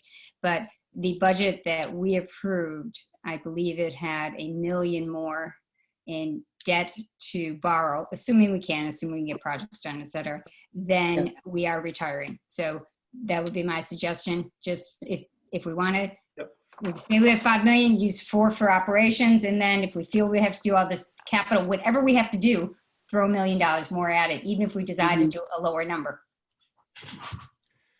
Okay, so I know we're between 4 and 5 million. I think we will land somewhere at 4, 5, 4.5, maybe more, maybe less. We'll sort that out. Why don't we go to capital? Linda, 2 topics. One was the 21 capital plan and the timing. As you may know, coming out of our meetings, we went back and looked at all of the capital that we had approved and discussed in our February meeting, my early March meeting, sorry.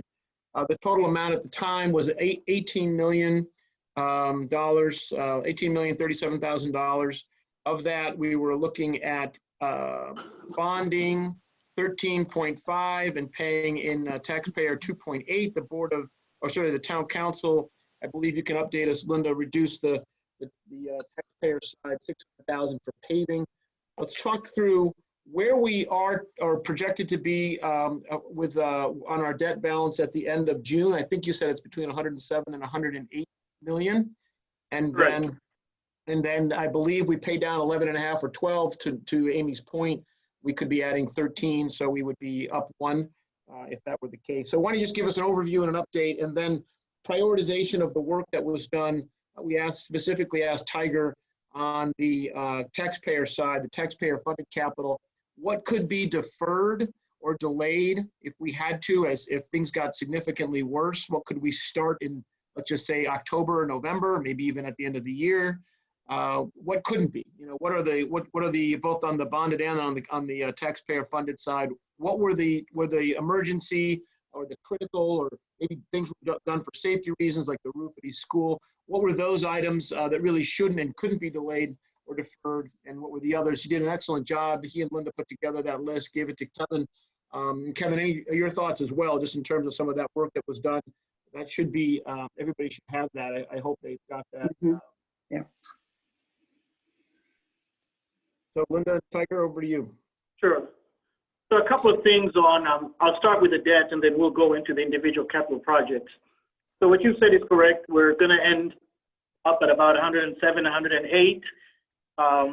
We are going to pay down a little over $12 million. So the question of where are we with debt in the current year is not so much a function of what's in the bondable capital projects.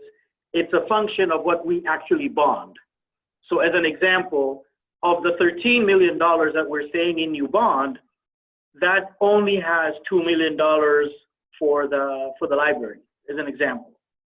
So if we indeed bonded the full $10 million for the library in the current year, then the total amount to be bonded is more than the 13 million. We'll add 8 million to the 13 and it's closer to 20 million issue. So it's more of a scheduling of what we bond in any given year.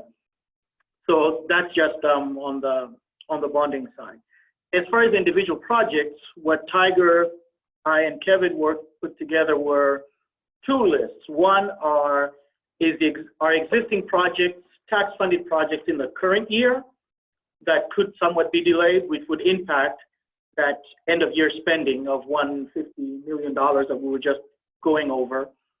Because right now the assumption is we're going to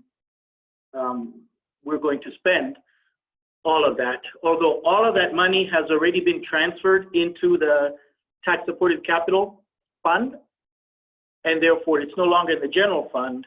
But as far as the fund balance is concerned, the only way that impacts is if that money is actually put back into the general fund. But if it just stays in the tax-supported capital and not get spent, Right. then all we're doing is just preserving cash in the bank and deferring spending in the future. So it doesn't directly impact our fund balance because we would just be deferring spending as opposed to cutting out the spend. But we would return it, if unspent, it could get returned to the general fund at the end of the year, right?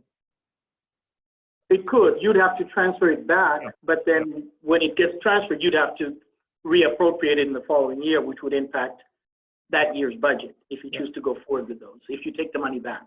You made an interesting point, though. I want to make sure we picked up on that. So obviously the amount of our debt is obviously tied to the bonding, not to this conversation.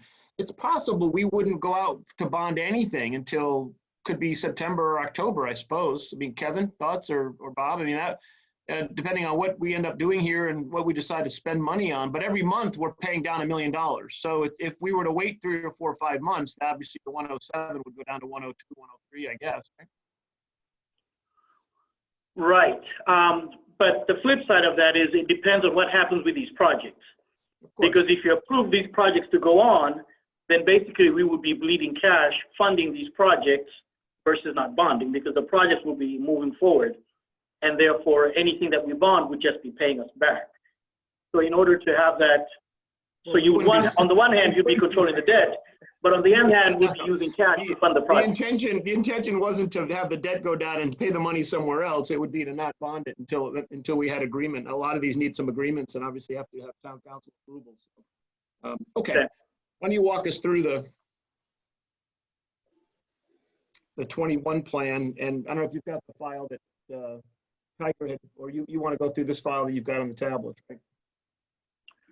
Yes, so on your tablet, you have a file, you have 2 files. On the projects, one says tax supported capital project as of 3/20. That's the heading of that file. And it should be, do you see that file? Yep, I don't see it on the screen. You're not sharing, but we've got it on our tablet, so I think we've all had it in front of us here. Yeah.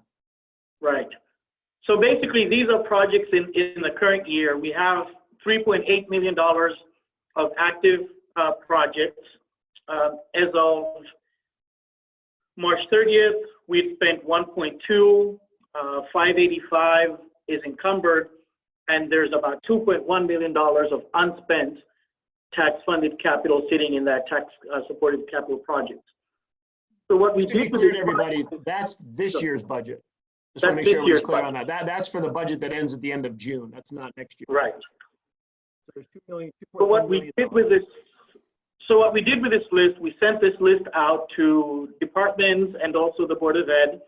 And so Brian and Joanne took a list of all the Board of Ed projects, and each department head on the town side did the same thing. And so we basically said, if you take a look at these projects, which ones can be delayed and which ones must continue for a variety of reasons. Safety, they're already in progress, the bid is out, or the project is done, we just haven't paid the bill. So they went through this list, and so what I did was I just sorted by 1 and 2. So anyone that has a number 1 next to the project means that the project can be delayed. Anyone with a 2 means that the project needs to continue. So at the bottom of that sheet, I subtotaled what the total dollar amounts are. So the number 1's projects total to about $695,000 in the current year that can be delayed and not spent. And there's about $1.4 million of projects that must continue because of the nature of the project or where the project, what phase the project is in. So that's the total of that 2.1 available. So that's what we did as far as this year's project. So if we, I think that's basically what that list is about. And so we can have discussions on that. But Tiger can speak to as far as what the rationale was. Sorry, Linda, the question really is for Kevin and for Tiger of the $695,000. Do you know what you're thinking of doing or planning on doing? Is this a delay? Are these delays? Are those delays that can happen be put off for 6 months? It says they can be, so just about how long until it's a problem? And does that mean we'll underspend the tax-supported projects and underspend the budget by that much?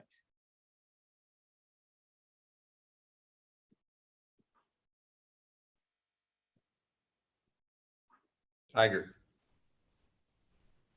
Kevin, you want me to take that one? Well, I haven't discussed it with you, so I mean, my view is we wait until May and see where things look. Are they delayed now until May, at least? Sounds like yes. No, They're not. but Tiger, explain which ones. Which ones are we delaying? There's Well, as of now, we're not delaying anything. right, or what the rationale was? No, the question is, has a 1 next to it, it can be delayed. So the first item on the list, $4,000 for the vehicles. It adds up to $695,000. They can be delayed. So the first question is, are they delayed? And, or if not, maybe why not? And then what's the process by which these will approve? It sounded like you just said, we'll wait till May to determine where we're going to go with those approved projects that haven't started, could be delayed.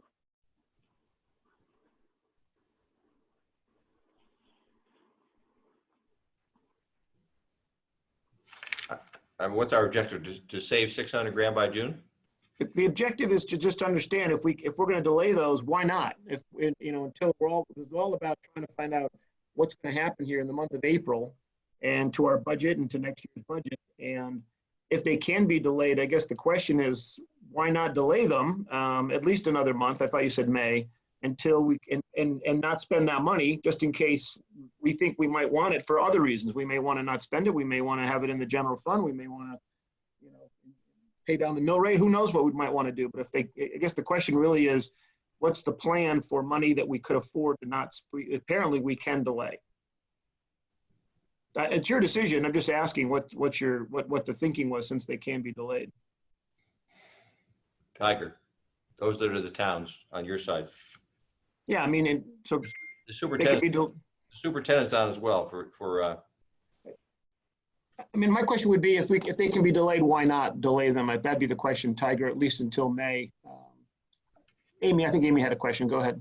Yeah, and Tiger and Brian, this is addressed to you. Given the state of the world, the additional question is, can all this stuff get done, even if we have it, scheduled? And then the flip side is it a really great time to get stuff done because people are looking for work? I can give you we had a bid come out the other day for our road paving, and every contractor was very hungry. And then this morning there was a bid for a water main replacement on Main Street. There was a bid out through Aquarian. I sat in on the post-construction analysis on that, and every bidder was very hungry. They were very happy to see things out on the street, knowing that some people are, as Todd mentioned, keeping their powder dry, so there isn't much. So each contractor was very, very hungry, even on the smaller jobs. Are those items in next year's budget or in this one that you were doing the paving one was in this year's money. Okay. The paving that we have in 21, we will not, as we discussed, we won't need until February of 21. Right. So we're fine, but the thought is that whatever we put down here to be delayed, we can wait till May. It's not going to adversely impact us to wait till May to see exactly what's happening, what the trend might be, and then we can make a decision further as to going forward or not. Yeah. And Todd, so the only way that this adds any value is if we eliminate it. Understand. Because if we think these are needed, and it sounds like even costs might be lower in the cycle, so it'd be a good time to expend them, then even I would say don't transfer 5 million, transfer 4,400,000, and you're at the equivalent, right? So you might as well spend the money that you've already outlined in the 20 budget off these line items. If the goal is to hold back in the general fund, and then don't transfer 5 million, but transfer 4,400,000, and you're in the same position. Well, Yeah, here, and totally, look, if the opportunity to spend less money with more aggressive bids is on the table, that no question, if it has to be done, that's a good thing to continue. Really, Bob, the question was this: why not delay them and maybe cancel them in May if things got really horrible, or Yeah. continue? That was really what was on the table. Yeah, That's all. To your point, if you cancel them, then you've created real savings. Yeah. I mean, you make a decision as a town not to do, some of these repairs and conservation, what have you, but That's right. that's the only real budget savings. And the point being, if we could be delayed, delay them or defer them just until we get a little more clarity. That was really the only question. And that's what they did. They came up with this list. So Tiger, it sounds like you're able to, at least for this 2020 budget, hold on to some of these items, all these items that are number ones. And I mean, it's up to you and Kevin what you do. I think our suggestion would be, why not? With the caveat Amy laid out there, which is, if there's an opportunity to do or take advantage of something that might be more aggressive, you guys control this. We can't tell you what to do and how to do this, but I guess it would be our recommendation, or at least our consideration, to hold on to the spending at least for another month till we got more clarity to see which way this is going to go. Okay. I mean, that's my 2 cents. Some of these, the Board of Ed, the superintendent's on. Yeah. Any other input? And then we'll go to Brian. No. Tom or Amy or Judy? Okay.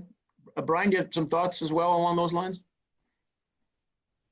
Yeah, just that we are in the same place. We've identified the things that are not health and safety related and that we can delay on both, in this year's budget and looking ahead into next. There's some that we have to move on soon because of the work that needs to be done over the summer, such as the East Roof, into next year's budget.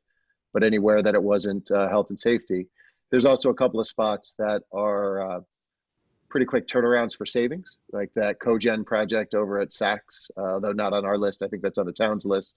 But that's a project that it costs a little bit more, but we do that instead of the boiler replacement. And in 5 or 6 years, it pays for itself. And there's some other pieces there around the energy conservation that has pretty quick turnaround for savings. But, beyond that, anything that's not that health and safety related, we've identified that we can delay.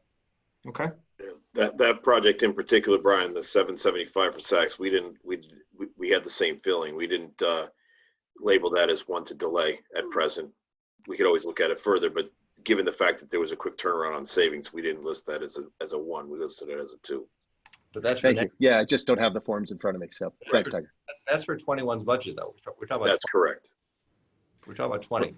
Yeah, that first bit was for the current year, Brian. Well, let's go to 21 now. I think everybody gets the drill. The drill was to see of all the work that we did over January, February, March, where were we in terms of things that could be delayed? So if you keep going down on the capital budget review and you get to the 2021, go to the last page and you'll see the net of all of this, which was, the question I asked was, what could be delayed 100 days? What couldn't be delayed 100 days? He's got it here in total, bonded, supported, broken out by delay or no delay. So all I really wanted to do for this board was to make sure you understood that action had been taken, the prioritization had happened in the 2021 budget. I think those are just important for us to have that kind of insight. Again, in May and in June, we'll keep looking at this and we can advise and make suggestions to the first selectman given this input. So over to you guys. Questions, thoughts?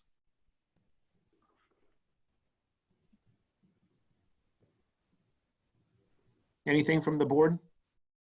I mean, I do think when this is all said and done, there's going to be a lot of inflation. I know that seems contrary because in the near term, we're facing deflation, but if we can get stuff done, people not on the roads and get great prices, we know we've got to do it. To some degree, I think you go after the good deals and you make the expenditures, but just one thought. That's a good input. Bob, George? George, you're on mute. You're on mute, George. Yep, it's okay. I think waiting until May is really the smart thing to do. And to echo Bob's comments, we really need to look at this in terms of what are we not going to do? Are we going to just cancel any project where we don't have any expenditure yet and we don't have any encumbrances on them? And then just say we're not going to do that? Because that's the only way we actually would be able to change the budget. If we just defer it, And it's just pay me now or pay me later. Right. And I think in May we'll have a better fix on what we think is going to happen. Yeah, I think we thought this was a useful exercise just to see what our levers might be and if we had any dry powder left or otherwise. Any other comments or questions on this?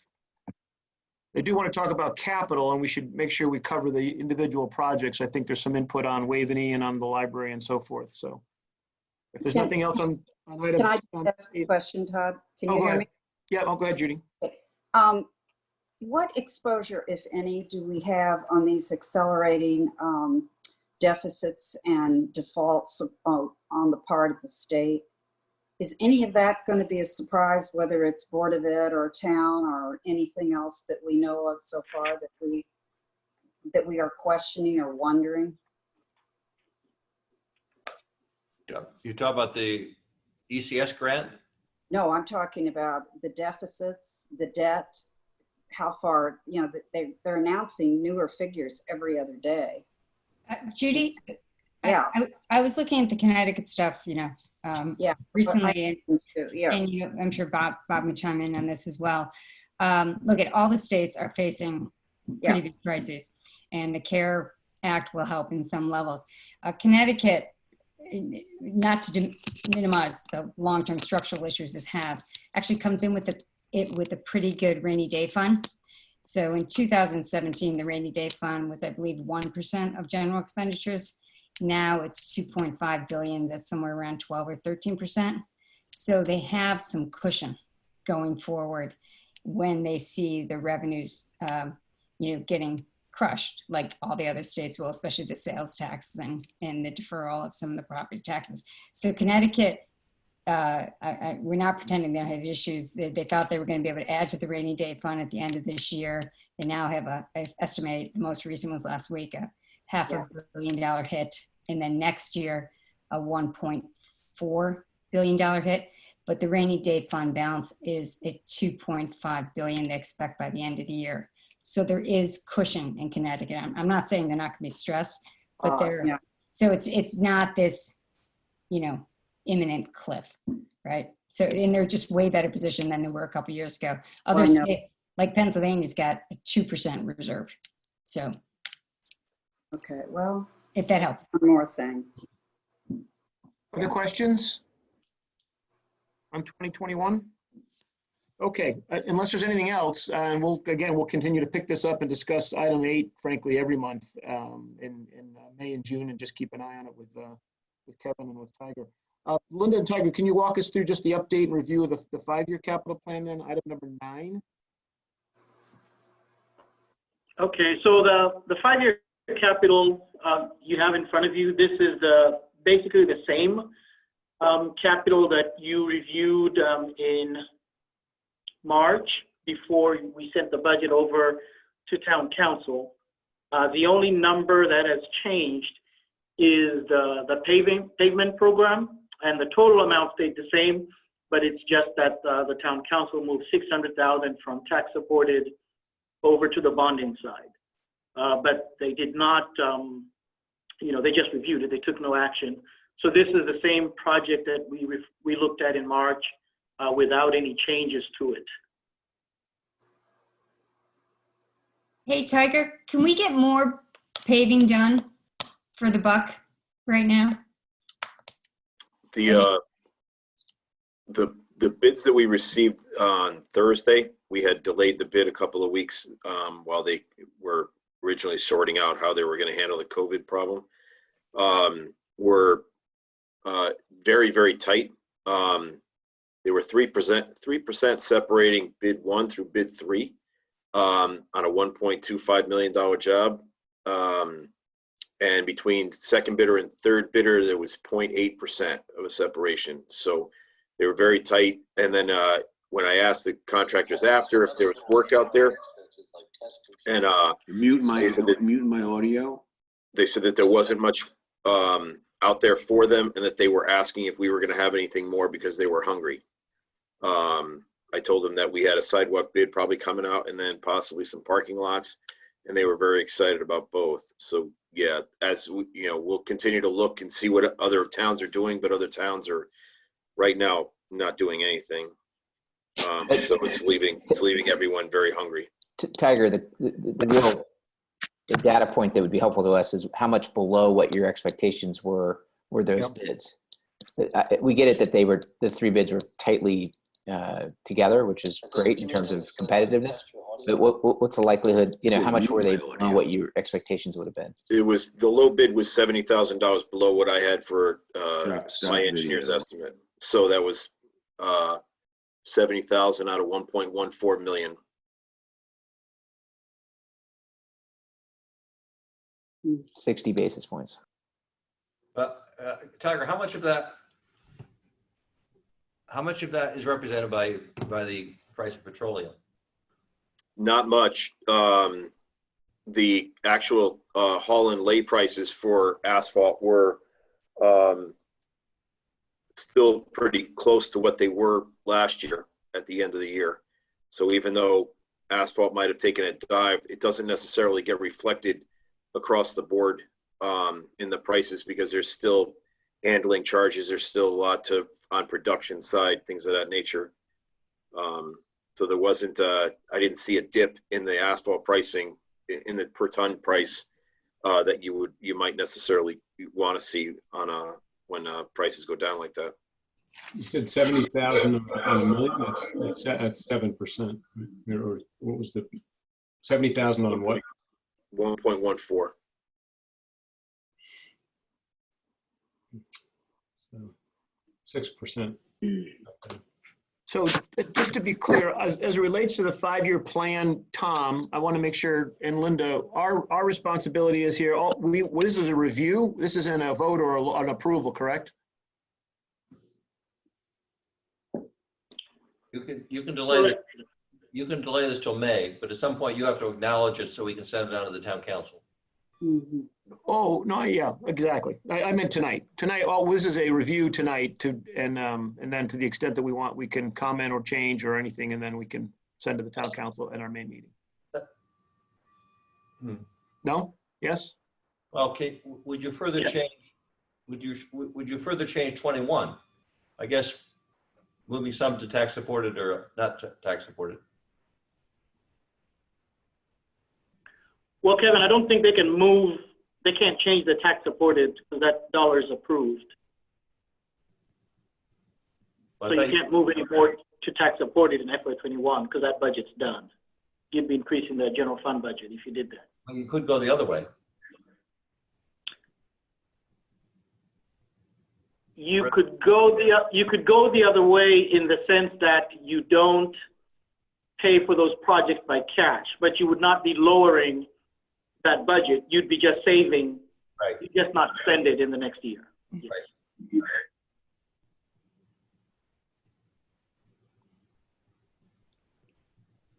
I mean, my view is you take action on the first year of the 5-year plan. The other 4 years are something that was the wish list or at least the worst case. Yep, understand. I would say in the 5-year capital plan, I'm not sure if these reflect all the changes that we made in moving stuff from year to year. I do see we still say the police department is 5 million and 5 million in this, and we know it's not going to be 5 million. So can we at least put 6 and 6 in the second and third years of this? I actually thought we had 6 and 6. Well, and I just looked at it online. We did when we talked about it during the Board of Finance. We said let's switch it, but I'm looking at it right here, and I think I lost my page. So I think it still said 5 and 5. So, is there a building? What's the plan for what's the next steps for the police department now? Well, if anything, if we're going into a recession or a depression, maybe you're pushing the police department off entirely. Yeah.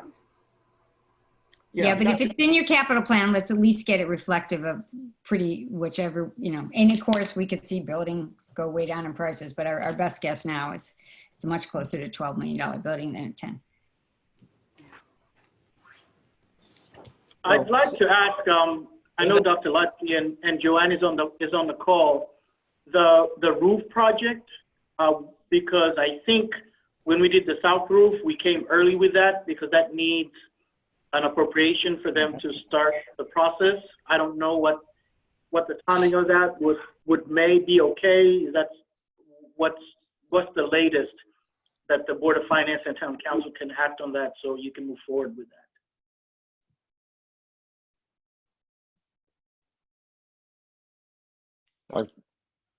that?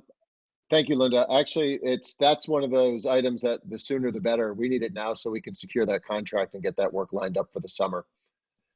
I'm not sure how soon you can do it. It is I think everyone agrees it's something that has to get done and get started right away. So I'm hopeful that we can get the approval on that so we can get those documents signed, those contracts signed, and get that work lined up. As you know, all the roofing companies do all their work in schools over the summer. So sooner the better on that one. Okay, so we can have Sandy Dawson at least on that one, because we did that with the last roof project where that went first. We can have her draw up the appropriation document, so it's on the Board of Finance agenda and then on the Town Council agenda, at least that one project, so that you guys can move forward with that. Yeah, that would be helpful because we have to get the materials ordered. They have to get on site and lined up and everything else to get that project. Because the windows in the summer are always very tight. So thanks. Do you have the bids in? Do you have bids already? Oh, No. they can't bid until I didn't. Yeah. until I we have thought I action. thought I heard you had bids. Okay. So Can you wait till? our Actually, next- Todd, hold on. Bob, yes, we do have bids. We haven't signed contracts yet, but we get out on the street in order to get those numbers. So we have we have good numbers that we've been looking at. So the bids are in, but nothing signed until we get can't this sign a done. contract. Yep. One of the things I was going to do, which might be a compromise as we go forward to May, and actually, Amy, your idea of paying down, using some of that excess in our general fund to pay down capital or bonded items. Maybe the Town Council already did it because they took $600,000 out of the budget and moved it to a bonded amount.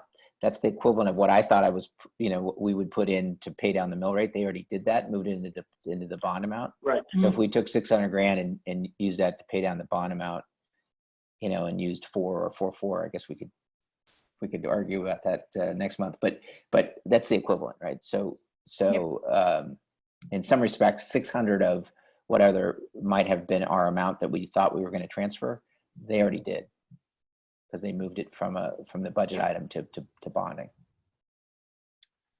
So I think there are 4 items we really need to understand next steps. School, I think we just heard it. That was 1. Waveney, the library, MOU, and the police station. On the police station, is there going to be a building committee? What's the time? I understand your point, Kevin, and maybe it's not a this year conversation, so fine.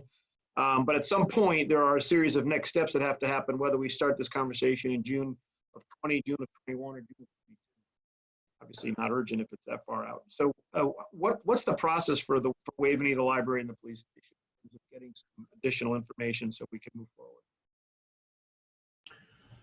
Well, we have a draft MOU that we're about to send over to the library and begin that discussion. And as far as we're still waiting for the Westcog regionalization report on the police department before we end that. Okay. That consideration. What's the timing in that, Kevin? Do you know? It's about to be released. Good.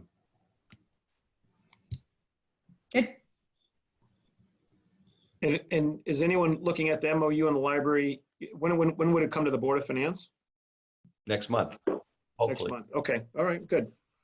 And then on Waveney, obviously a big expense item, and nobody can use the building at the moment. What's your current thinking on that? I should say. I know. Well, that's something that I think is probably the most topical because, and the buildings advisory committee will discuss it next Monday. We're half pregnant with the first phase of the bathroom, which requires an elevator to make that work. My thought was, with talking to Tiger, is to stretch it out into a 3-year program rather than an 18-month program, and have the Lowe's be the last in 2022. What would that mean for this 2021 budget then? Well, there's the 1.8, which is for the elevator and the west entrance. We'll be receiving bids next week, So we'll actually have a very good handle on it by your May meeting to tell you exactly where we stand on all phases. Okay. And then at that point, we can decide if you want to stretch it out, as Kevin mentioned, over a 3-year period, or, longer than the period that we have right now for phasing. So it would be through 2022, I believe, to get the Loge done. Well, I think as I understand it, the key pivot point here is making it ADA compliant. And so that's a 0-1 thing. It either is or it isn't, right? Correct. Right. Yeah, okay. Okay, other questions for Tiger or for Linda or Kevin on the 5-year plan for now? No hands are raised. Okay. Thank you for that. Let's move on to item 10, the internal service agreement. Linda? Okay, so you have that in front of you. This is the same agreement that we have now. It just flips the 60 to the 40 based on the conversations that we had with the Board of Ed during the budget discussions. Our auditors, in order for that, because currently the 40% is part of our assigned fund balance, in order for the 60 to be an assigned fund balance, the Board of Finance has to take action so that it could be booked that way as assigned. So the assignment is based on action of the board.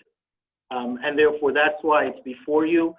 You don't have to vote on this tonight. We just have to have it done by the June meeting, so that as of June 30th, when we close the year, it goes in as an assigned balance. And so I just included the draft for your review, and you could take action on this in May or June and provide any additional feedback. But it is the same. It's a similar document to what's in existence now, including the signers. George, did you have a question?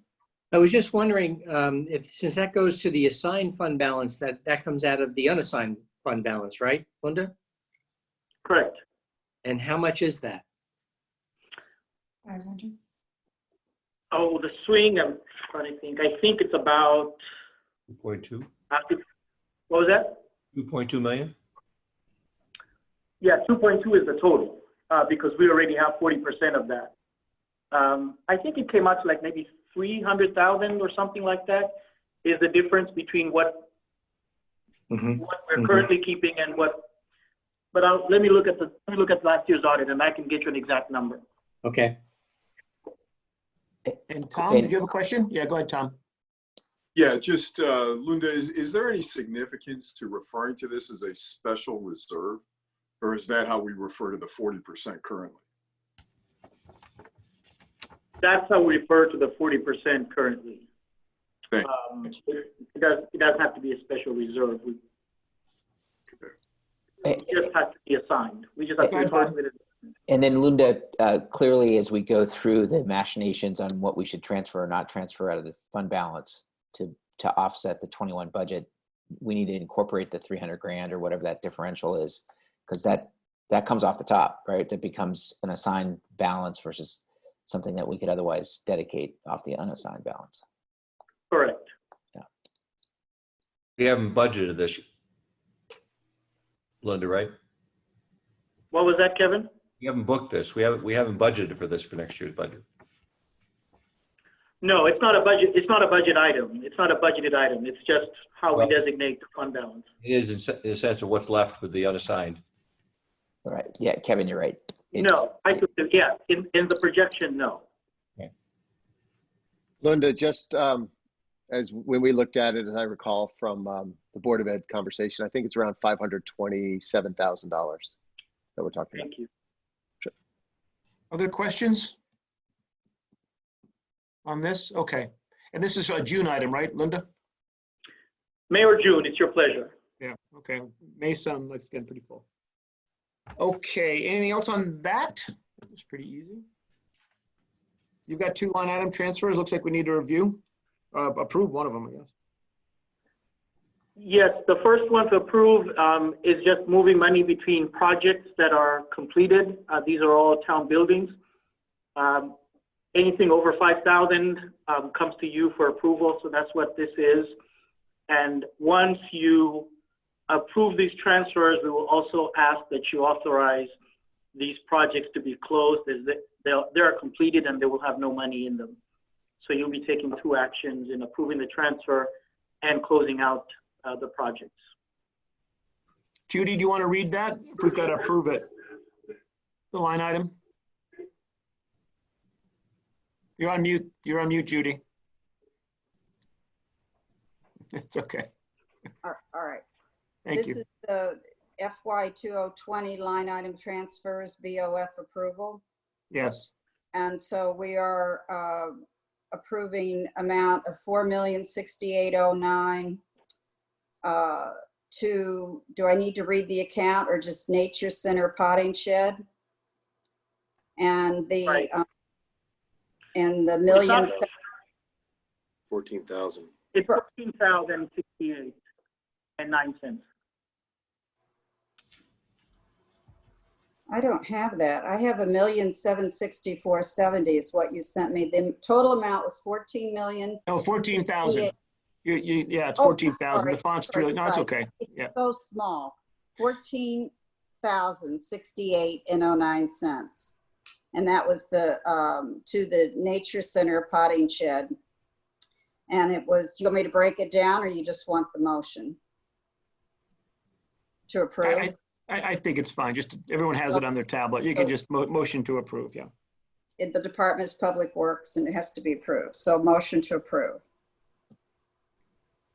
So moved. Anyone want to move it? Bob Spangler's motion, second. Amy, second. All in favor? Aye. Opposed? None? Okay, good. Done. And if you could make a motion to close out those projects as well. All right. So moved. So moved.